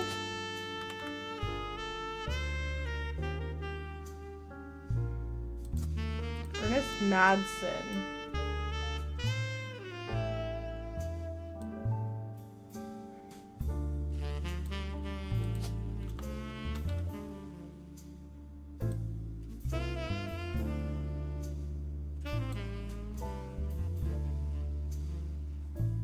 But wait.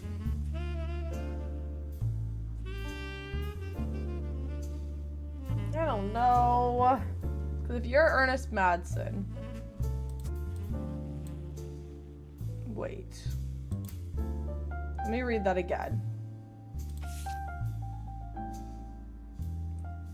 Carl and his second cousin, Ernie Jr., who had just become president of Roottree at the time. So his second cousin is someone like your parents' cousin.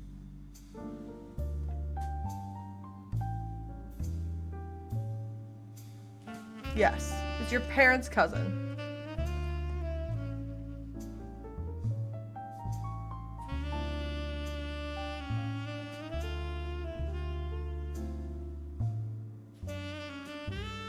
Carl's cousin, Jim Roottree, who had a young daughter around the same age as Raina. Carl and his second cousin, Ernie, who had just become... Okay, I know his daughter. It's his daughter. Okay, so Ernie. His second cousin, Ernie. Ernie Madsen. So Ernie's not a Roottree. He's married into.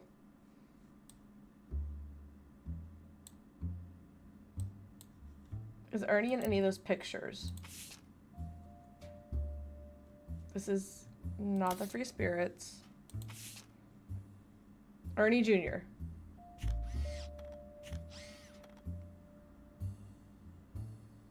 Gwendolyn? Is it Gwendolyn? No, it was Wilson. Gwendolyn's married to Wilson. Clark or Carl? No, Clark. Is it Clark Wilson?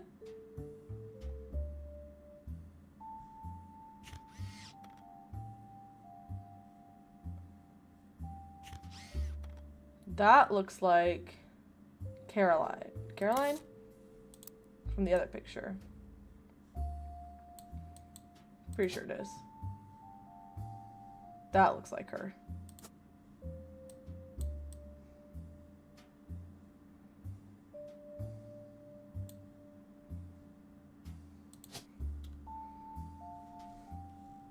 Crap, I don't remember what the picture said.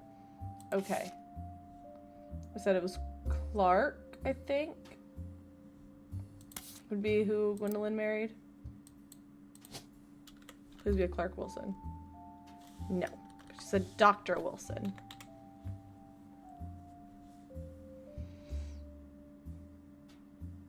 Steven, Zach. Maybe I'll just try searching them. Zach, Steven. Dr. Wilson. Oh! It worked. Stephen Wilson. And I'm printing documents.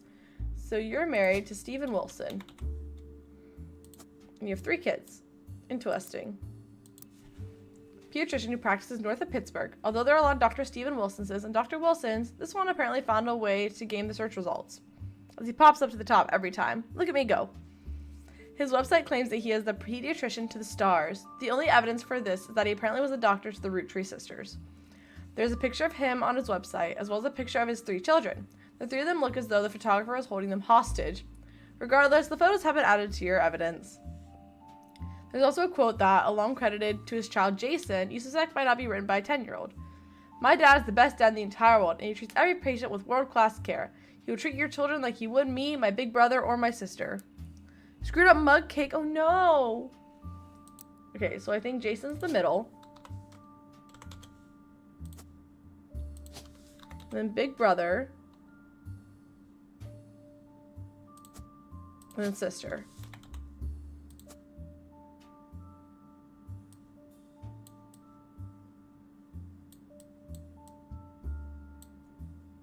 Let's see what we have here.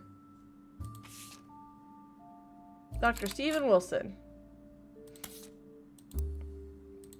Aye, aye, Captain.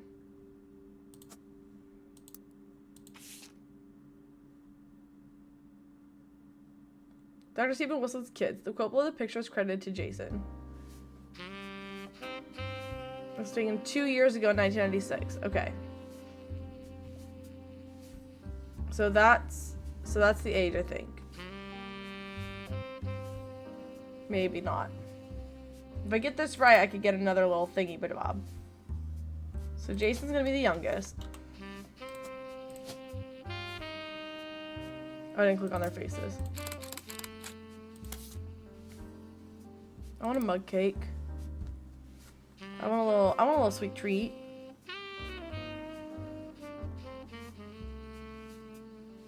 I've been craving a sweet treat so bad today, I've almost bought myself one so many times. And you're gonna be a child.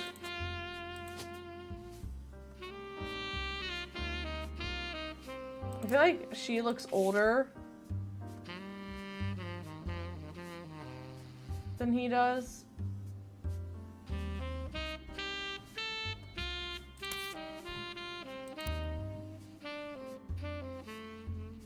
I know I want a sweet treat too.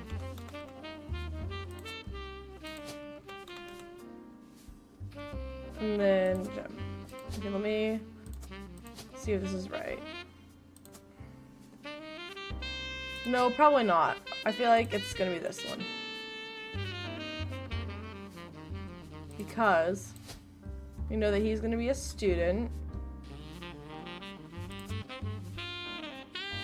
Crap, I got the names wrong. No, no, no. Picture swap.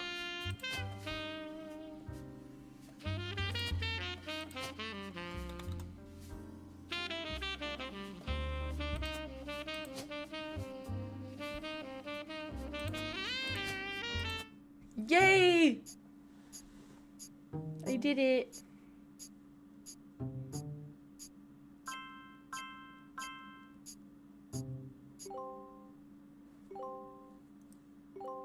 I did not do that much this time, but I still got 3 and that's all that counts. We're still making progress because I don't have a picture of her. Can I try Gwen Wilson?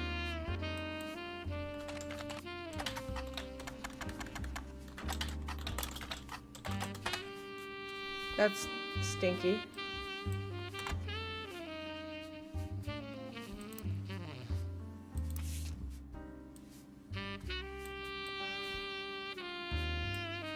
And she said her cousin Bonnie married Guy Hudson. How many other Hudsons are there, is what I want to know.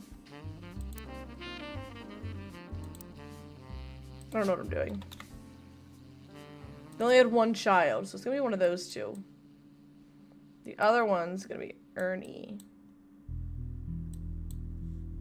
Let me just keep looking through evidence because, ugh. It's actually helping, which is crazy. Who would have thought that if I look at the evidence, it'll help me?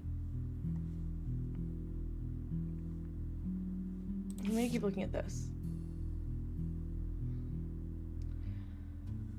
Clark's getting married. In my opinion, far too young. He's barely 18 for God's sake, and Danielle isn't much older, but openly confronting them would make me a hypocrite. After all, Jacob and I got married at 16. Clark, like the rest of his generation, is a free spirit. What else do you call a group of kids growing up with more money than any one person can spend? They all aspire to be musicians and artists and dancers and all sorts of nonsense. The only one who has any discipline is Carl. That's because Pop forced Clancy to send him to the academy. Pop forced Clancy. Okay, yes. Clancy, send him to the academy. Making sure I got that filled in. Maybe I'm just getting old, but our generation was never so bad. My brothers all seemed to pursue paths of knowledge, and the most rebellious thing any of us did was bring home someone who would be illegal to marry if we lived anywhere south of Pennsylvania. Pop seemed to have gotten over it because Edward is set to take over his department once he retires. Have a good night, friends. Got an early morning tomorrow. Oh, thank you, Haley. I appreciate you hanging out for so long and solving some mysteries with us. I hope you have a good night. I'll see you soon. And as for me, my first published book, Swashbuckle My Heart, is based on the pirate stories I used to submit with Jacob when we were walking in the woods after school. I think he'd be proud that Clark and I are carrying on his name. Even my cousins are doing well. Zach's not a bad president after all, and his sister seems to be doing a good job raising her twins. Ooh, she has twins. Gwen is Gwen, but at least she came out of the divorce with her head held high. She even told us she might come home next year so we can meet her kids. But the free spirits in any other family, they'd all end up on the streets, even Clark. Okay. Angie has twins. I don't know who she married, though.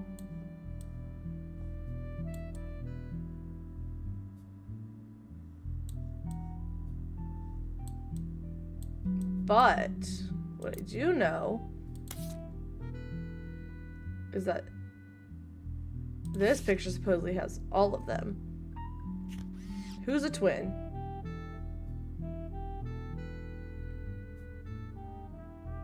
Is it those two? They have to be the twins, right?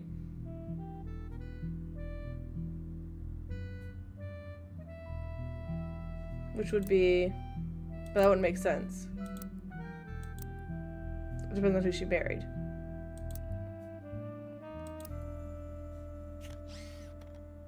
Guy Hudson.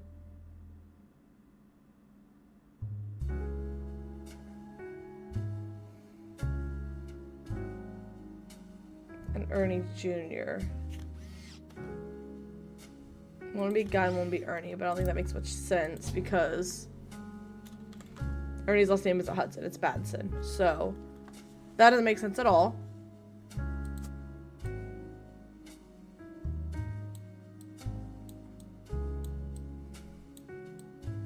Maybe they're just not in it, and it's these two.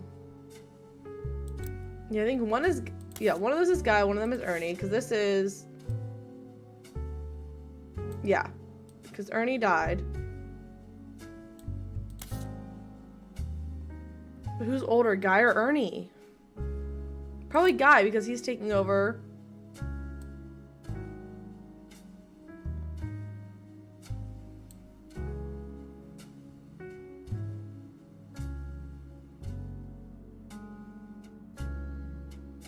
So that means they both must have married into, right? That'd be Deborah Bean.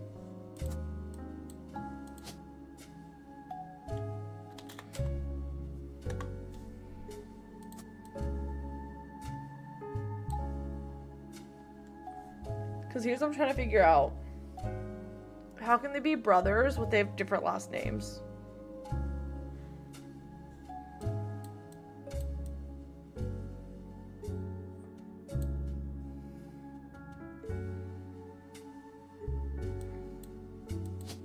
So maybe... I feel like it's Madsen. I feel like...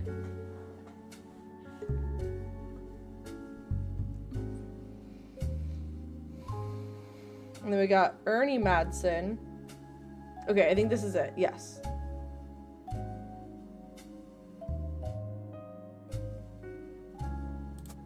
And we have Ernie Madsen Jr. to Deborah Bean. One of you is Nicole.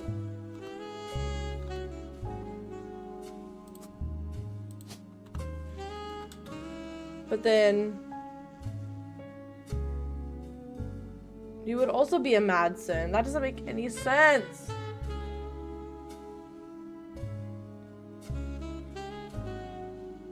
Doesn't make any sense.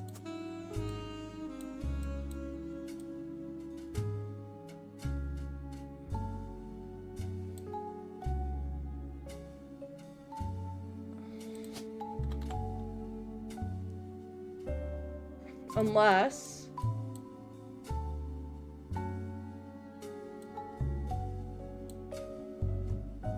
no, that doesn't make any sense either. Because Guy married Bonnie. Right? No, not necessarily, because...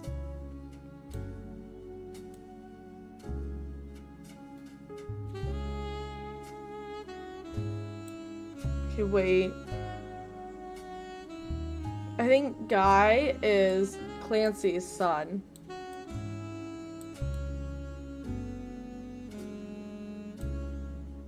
She says something about Cousin Bonnie.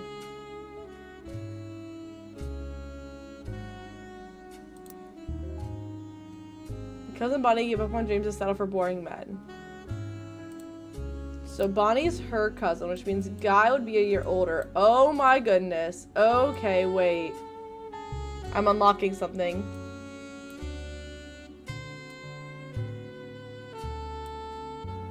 Who did Guy marry?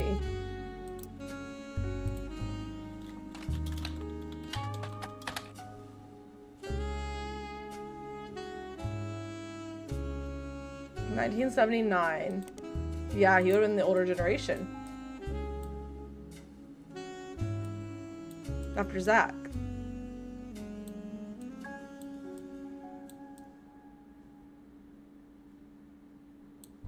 But who would he have been married to? Let me try to search for Bonnie Hudson, maybe?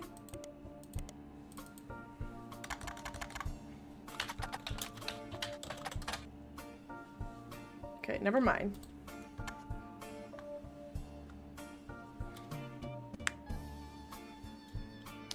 Okay, maybe Deborah Bean got something. Nothing.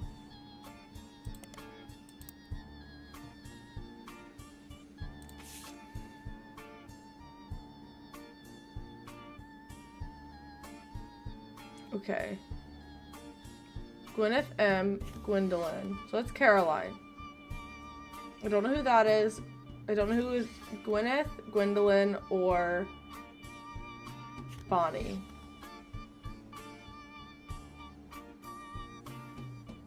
Is that Bonnie and Guy? This is supposedly the free spirit. Sleepy time because time zones. Thank you so much, Anya. I appreciate you. Thank you. I don't blame you. Go to sleep, girl. Go sleep, girl.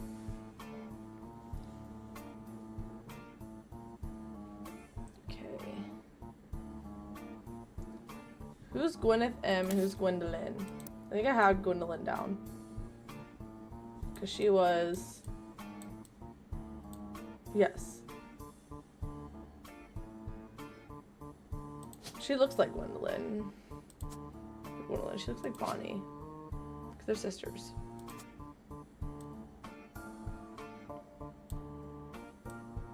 So Guy's part of the Free Spirits, though.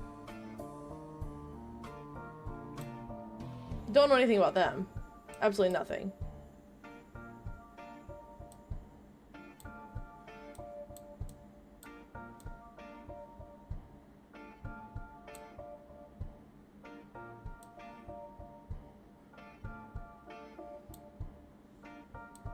Don't know anything about Ernest Madsen. Who's the other Madsen? Oh, Ernest. Okay, cool. They're all Ernest.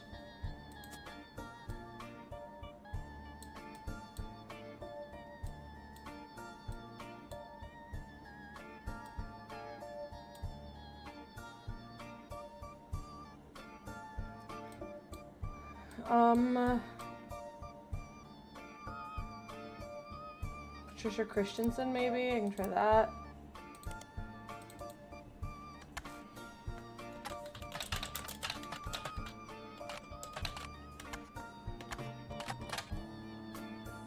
Oh, Christensen Steel is a steel company in Butler County. On a World War II history page, you find that contributed to the war efforts by creating parts for vehicles.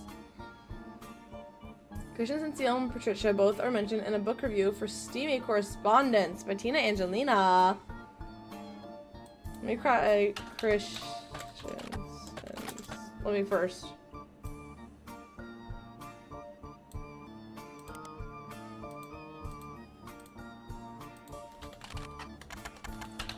Christensen Steel?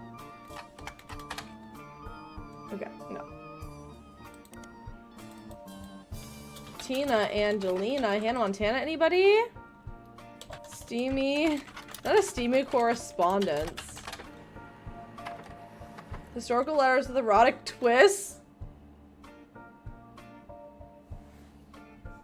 I'm so intrigued but so scared at the same time. Historic letters with erotic twists.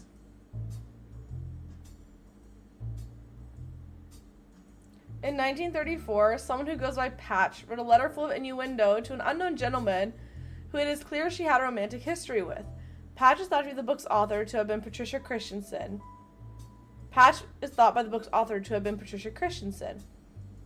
The daughter of the owner of Christensen's Steel. Her nickname was Pat, and CH were the first two letters of her last name.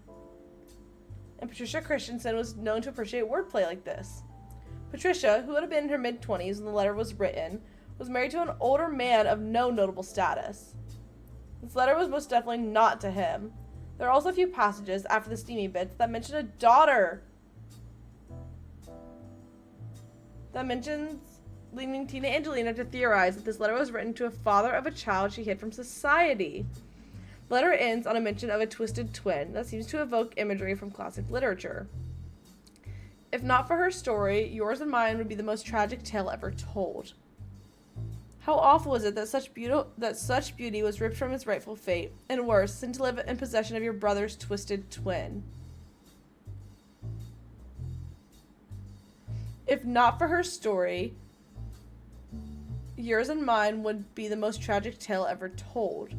How awful is it that such beauty was ripped from its rightful fate, and worse, sent to live in possession of your brother's twisted twin. Left an outcast, forced to a life of labor under a wicked relative, it seemed something from the start of a children's fable. She deserves not the life he has been sentenced to. I can't stand to be apart from you both. Someday I shall return to you, and I pray that he has not corrupted her to know his sins. I swear that on that joyous day, with all the strength I can muster, I will fight for our child's freedom. Let us pray her fable has a happy ending. Tina has no theory for what the more cryptic parts of that mean.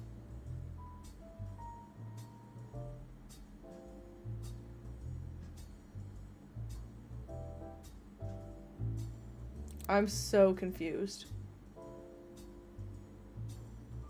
Yeah, there's probably a top secret child in there.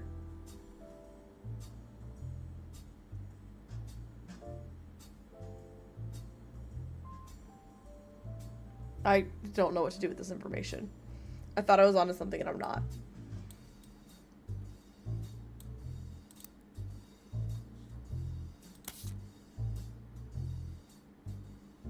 I'm so confused. Okay. His wife inherited Maple Farm. It's 5 pieces. Canadians nationwide. Architecture firm. Worldwide distribution begins.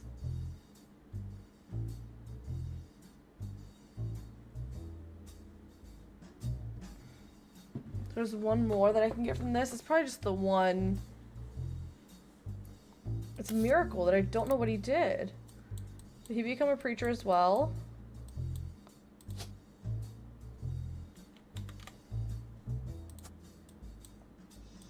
We can put that in. Who else do I have locked in? I don't have an occupation for you. Clark, I know nothing about. Cool. I filled nothing in so long. But I'm like determined to do this. Ugh. Okay, sorry, one second. Celsius.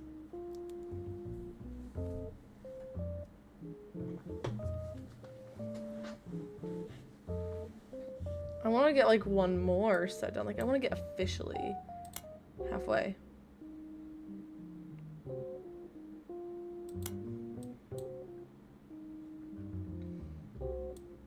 Clancy Jr. It's gonna be more about him.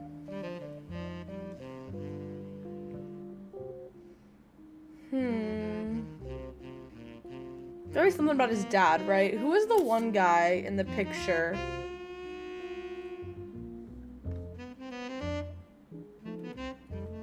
This one. Who are you? Mr. Morden, is that what they said? This is the 5 pieces. The picture is famous in our house. Pop even had it framed. That's him on the left. It was taken in 1935 to celebrate the move to the new warehouse that Eli Jr. designed. Angie and I both wanted to be in the photo since Miracle was in it, and the three of us were all about the same age. We were told only the 5 pieces, which really didn't go over well, to say the least. Eventually, supposed to stop the tantrums, they posed us in front of the cameras with Mr. Morden, who was there with Aunt Gwendolyn. I found out years later that they never even took a second picture, so that must be Mr. Morden.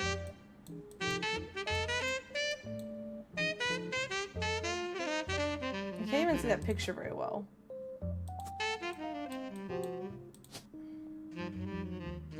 Him. Who are you?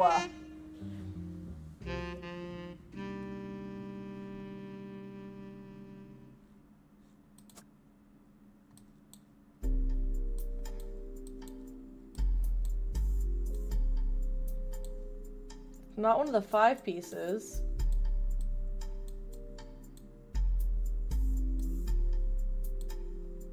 It's not you. You don't have any extra pictures. Who the heck is it? Maybe like if I knew his name. Let me scroll through this real quick. Who's Walter Forsythe? We're gonna figure this out. I need to know who Wild Bill is.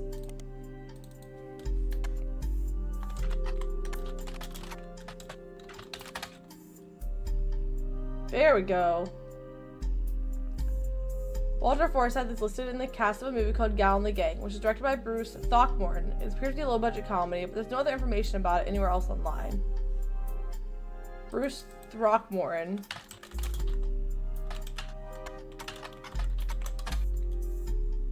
Prolific movie director who released a movie every year from the mid-60s until his death on set in 1993. Most of his movies can be described as camp, especially those from the early 1970s. Although you notice some critics seem to take offense with that characterization. One of his signature flourishes was to include a silly message a minute or two after movie's credits ended. Most of these have been cut from the home video releases of his titles, so fans of his work have been trying to track down film prints to catalog them all. Fascinating this is, it doesn't seem related to the Roottrees. Okay, well, Walter Forsythe is somewhere. Gal and the Gang, I'm still gonna look at it. Okay, what about the guys like us?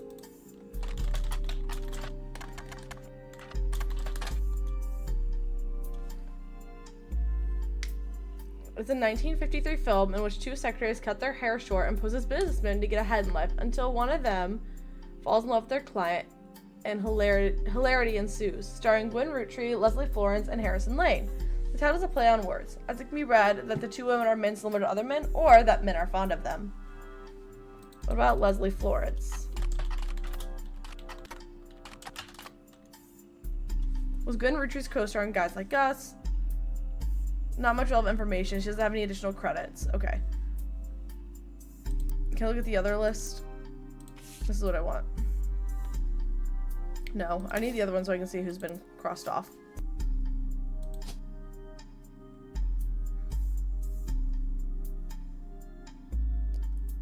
Lauren Carlson and Linus Cornwall.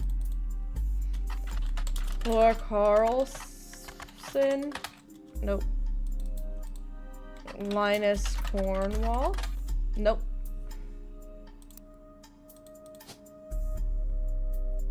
Sam Cattrall and then Stephanie Cattrall.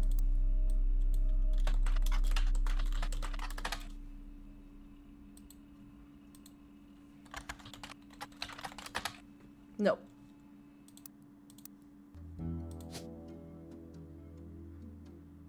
Luisa Garcia. I've already tried Bonnie Hudson. Nothing. Hudson, Guy Hudson, Edith Jacobson, and Patricia Jones. Edith Jacobson. Ooh. You find a link that seems to be a partial and corrupted list of archived articles from Butler County Times. Articles cut off but mentions an Edith Jacobson. Ooh. Edith Jacobson. Ooh, it also mentions Helen Roottree and Lucinda Jacobson. In 1971, when she was 18, Edith and her sister Lucinda were arrested for trespassing at the Miracle Congregation Church in Butler County. They were pretending to be church employees in an attempt to get into the room where the church houses their weekly tithings. The church did not press charges. They were caught by Helen Roottree, who was there at the time while her husband Miracle. Helen Roottree was quoted saying, "Jesus forgives, and so do we. The Lord works in mysterious ways, and I'm confident he has brought these young women to us for a greater purpose." Okay, so 1971.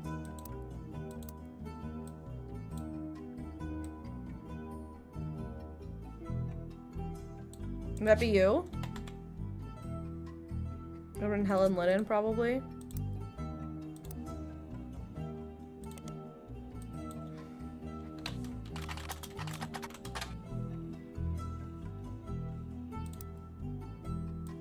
Oh. No, I spelled it right.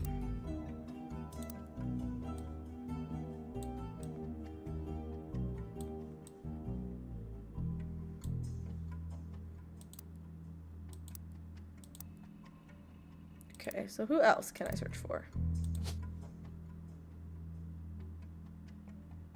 I think I had Edith Jacobson, Patricia Jones, Bethany Kellogg. Okay. Patricia Jones. Nothing. I feel like there's two. Yeah. Okay.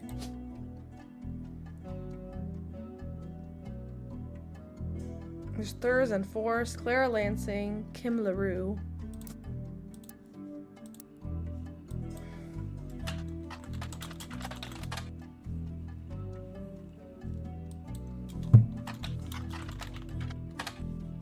Nothing for Kim. I looked at all the Madsons. Joan Monroe, let's try that.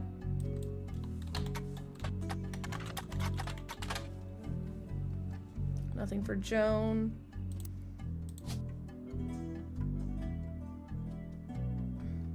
April Quaritch.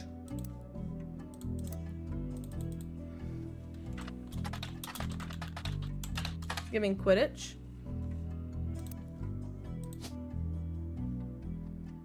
Chris Rafferty, I've tried that. Katrina Rafferty LaRue, I can try that one.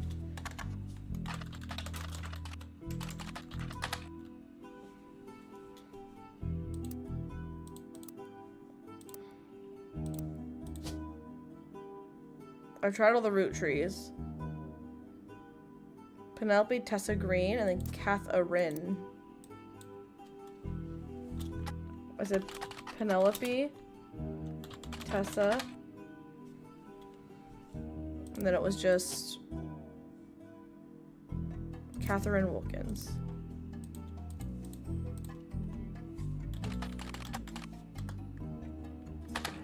Oh! So I did find something, I just had to do the dash green. Penelope Tessa Green is a retired comedian. There's a result for the Laugh Lounge, a club in Reno that claims Penelope got her stand-up start and first did her famously raunchy breast milk cheese routine in the 80s before she was a TV star in Brother Trouble. The site claims she retired for the birth of her first child, but still makes yearly appearances for fundraisers. Doing more family-friendly materials, you find a picture labeled Joko-Lantern, as well as a different picture labeled Jack watching one of his mother's charity sets. Ooh, Jack! Both have been added to evidence. I want to see what Brother Trouble is. Ooh. 1989 sitcom about two 16-year-old brothers the same age, one adopted, playing by Tommy Mark Sheridan. Ooh, I know that name. And Dustin Christopher Baker. Their single mother, played by stand-up Penelope Tessa Green, often had to navigate her job as a magazine columnist, as well as the troubles that come with raising two boys, who were extremely competitive in sports, academics, and even romantic pursuit of their next-door neighbor, Roxy. The showrunner was small screen director Ron Roottree. The show had strong ratings for the entirety of season 1, rocketing both Sheridan and Baker to instant stardom, mostly amongst the teenage girl demographic. However, it was canceled in 1991, midway through the second season, due to a significant drop-off in ratings. Okay. So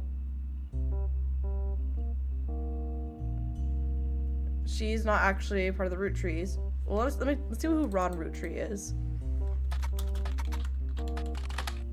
Small screen director and the head of RR Productions. He directed episodes of a few other shows before showrunning and creating a one-season hit, Brother Trouble. Okay. That doesn't do much for me.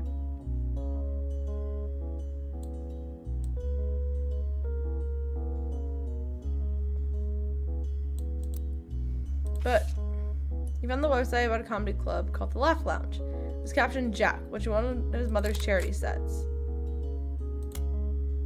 He found on a website about a comedy club called the Laugh Lounge.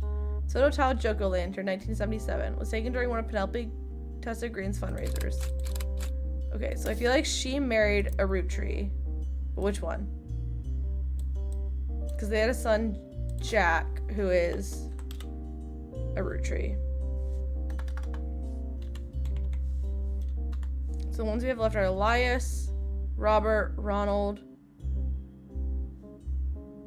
Ron. Oh, Ron! Okay.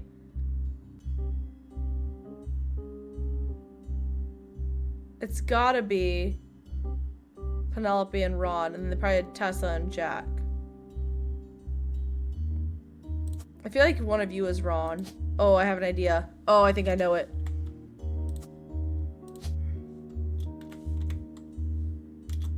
Because he went to film school, remember?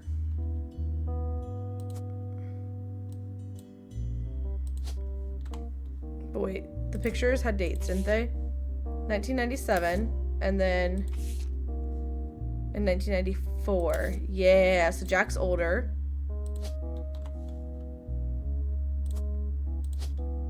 I'm gonna guess it's Tessa. They're literally children.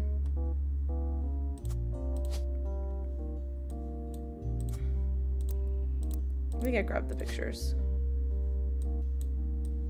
Yeah.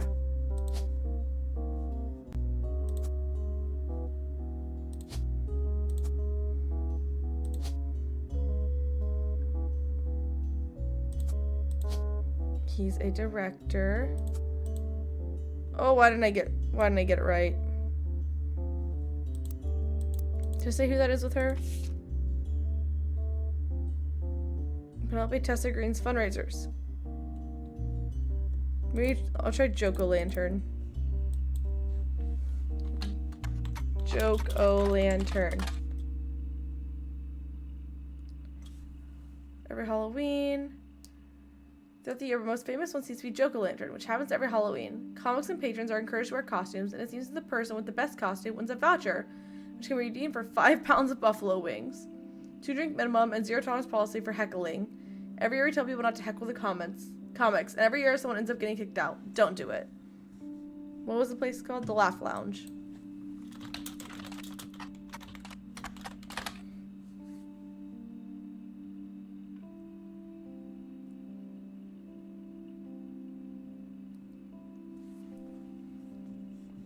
Okay, I don't know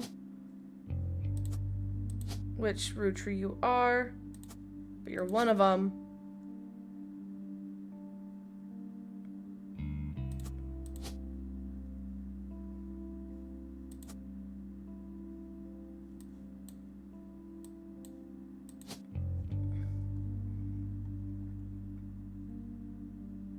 And you're gonna be the other one. I'm gonna guess you're gonna be, wait, where's Robert Roottree at? Oh, I accidentally put it there. Okay. I don't know your occupation.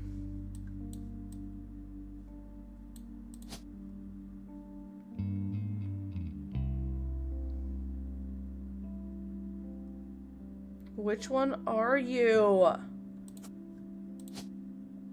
I'm gonna put someone there and just hope for the best.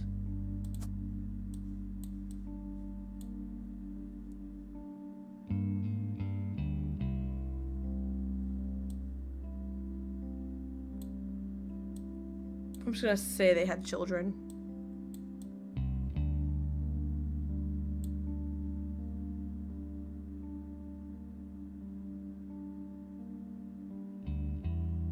He has to be the oldest because that was 1994.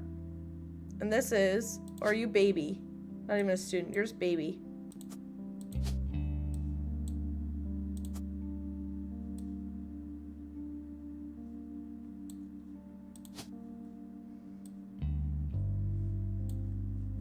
Are you also baby? No. That was 1997, so that was last year.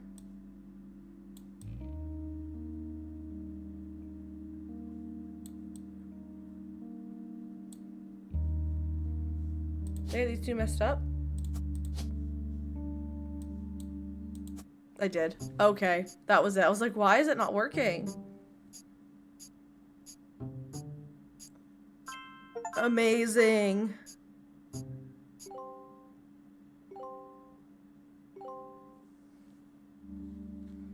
We did Locker Walker Forsyth? Ooh, I got that right. Okay. I don't know your occupation. I'm gonna type in Rob Roottree instead of Robert. Crap. Okay.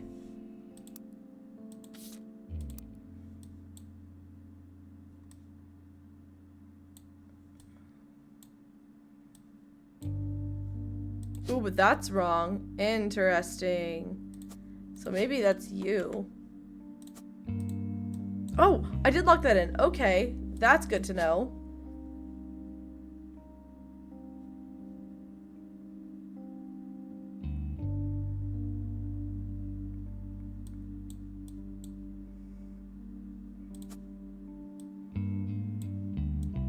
I don't know whose other child was, though. Okay, so if that's all that's correct. Oh, but you didn't get locked in. Oh, so that's not your name.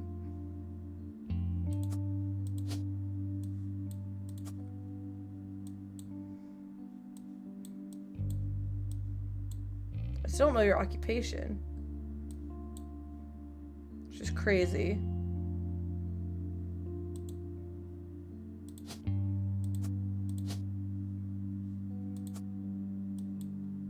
I thought it was musician.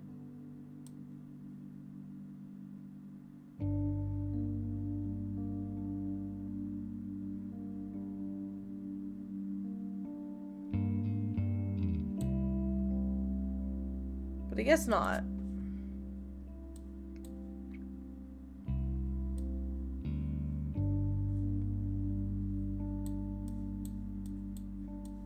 Then he married someone else? My brain hurts so much. Who the heck did you marry? Okay, let me just... Deep breath.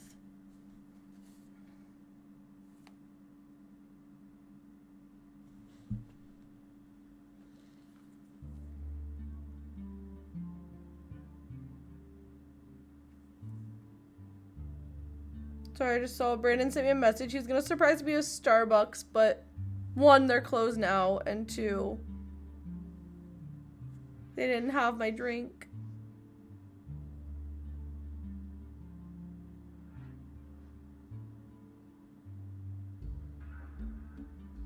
It's okay. I don't need a sweet treat.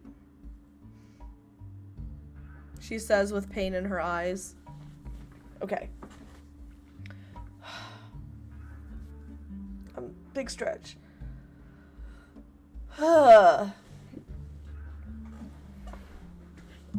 don't know anything about Sam. There's still one left on this page.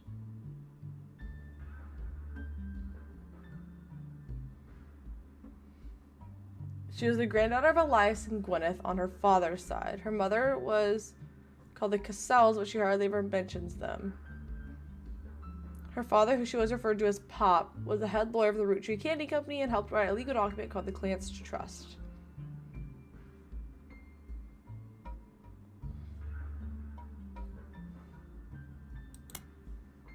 It still has one hint in it.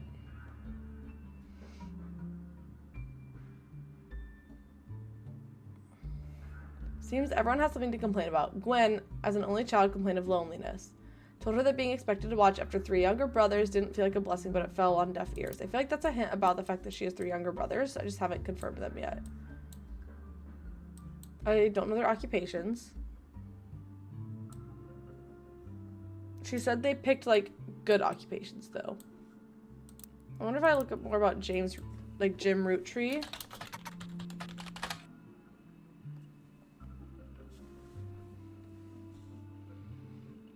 I'm looking to see anything about his parents. Maybe I'll just type in cherry tree. Sounds of laughter was the other one. Crap, okay. It was sound of laughter. My bad.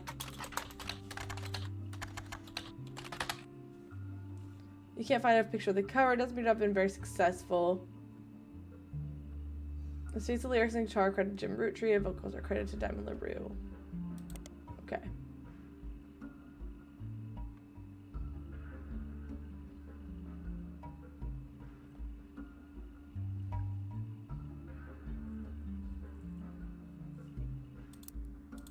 Who else? Let me try like just going back and looking at Carl Roottree again. Sisters.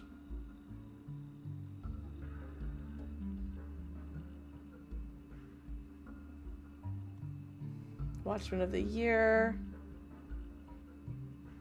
I wonder if I look like in Butler County Times if I can find Carl Roottree. Ooh, also mentions Ernie Jr. Okay. Most of the articles concerning Carl are not important. One announces Carl's marriage to Brenda White. Also mentions Ernie from 1996, when Carl took over as the 5th president of Roottrees Candy Company from Ernie Jr. Ernie Jr. apparently liked to stay out of the spotlight and never appeared in the Butler County Times, other than a few mentions here and there. Illness is the reason Ernie Jr. stepped down. I'm still going to look for Ernie Jr. Ernie Madsen.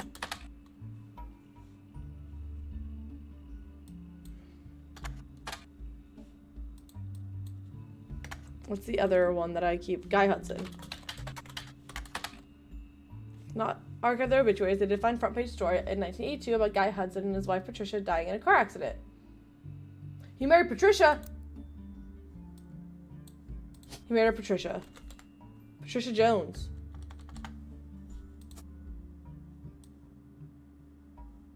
Oh, I think I just figured something out.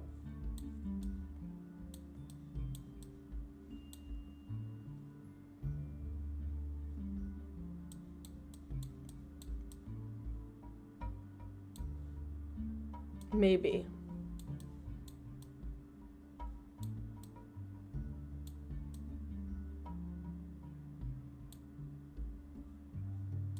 Is there any other Jones?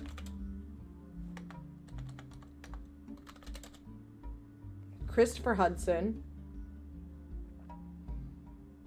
Did she marry Christopher Hudson? And then they had Guy Hudson and Bonnie Hudson, maybe?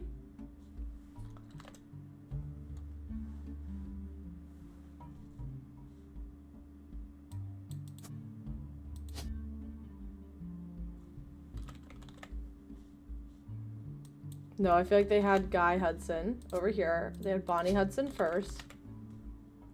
He married Patricia.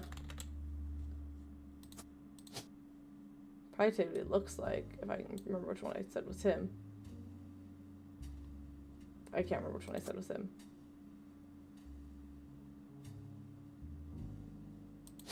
You did not marry Deborah Bean. Okay.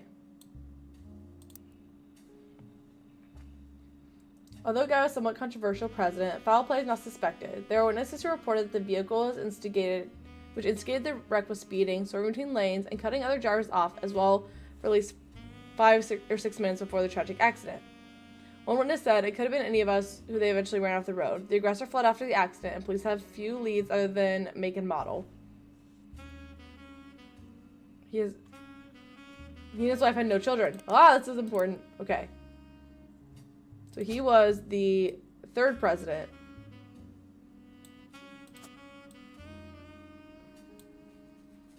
I do have a picture of him. I just don't remember which one is him. This one. Next president, Guy Hudson. I feel like it's him.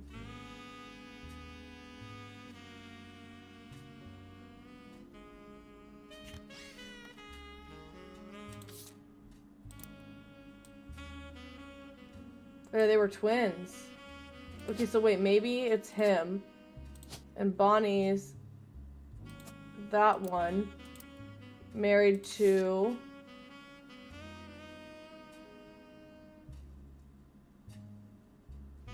Did she marry Ernie?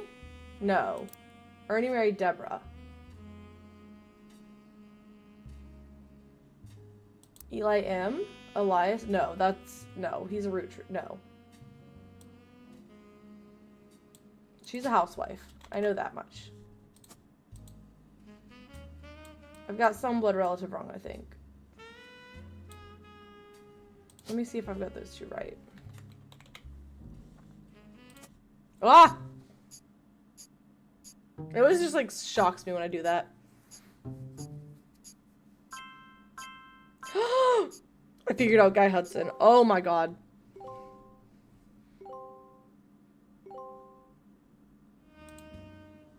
Got a couple good things going.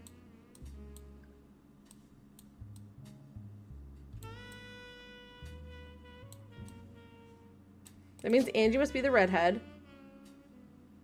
For kids are redheads. And she was just a housewife.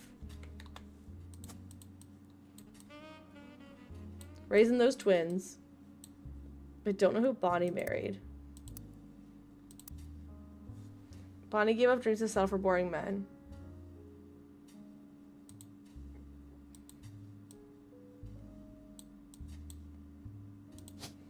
Who has 3 of the same last name? Is it Madsen?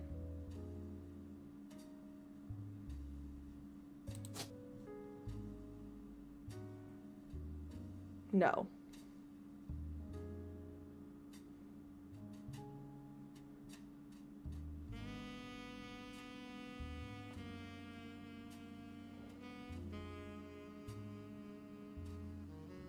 Because she had to marry someone and then have 2 with the same last name.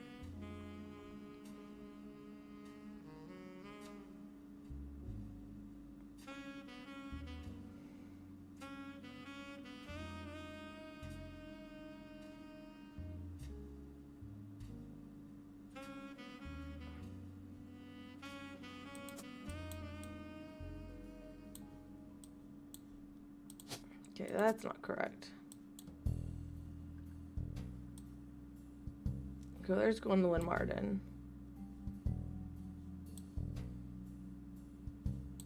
There's more Martin though. Morden, right? No. I see a picture of Gwendolyn.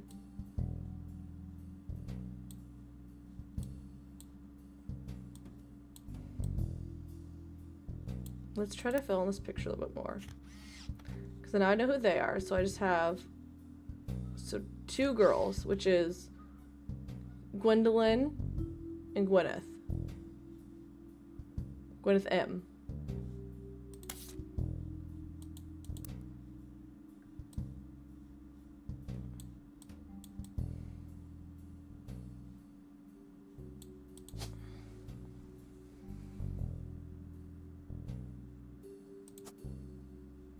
Who's Gwyneth M? Madsen. Who the heck is Gwyneth Madsen? There's Ernie Madsen. Who are all the Madsens? Okay.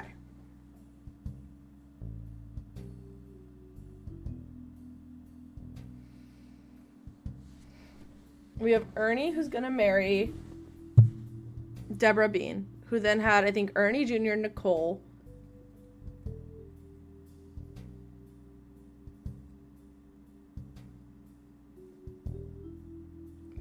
Maybe, or maybe Nicole's, I think Nicole might be a, oh. Wait a minute.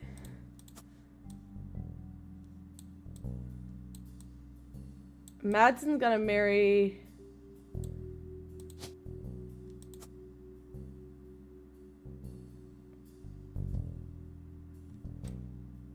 a Roottree. What Roottrees are left?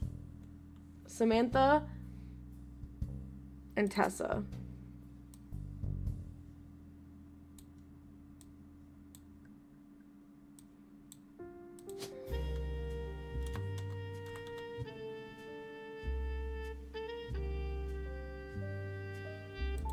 Here's what I think happens. This is gonna be the Madsen line. I don't know who Ernest marries, but that's a Roottree right there.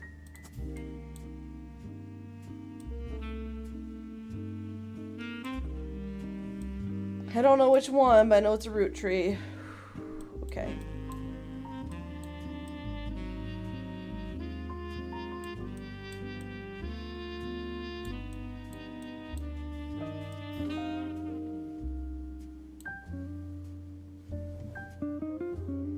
She said that her brothers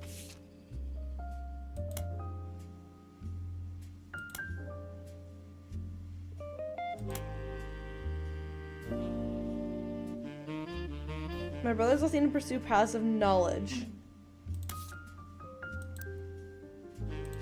Paths of knowledge would be doctor, lawyer. Well, the other one's a lawyer. Pilot. I don't know. Okay.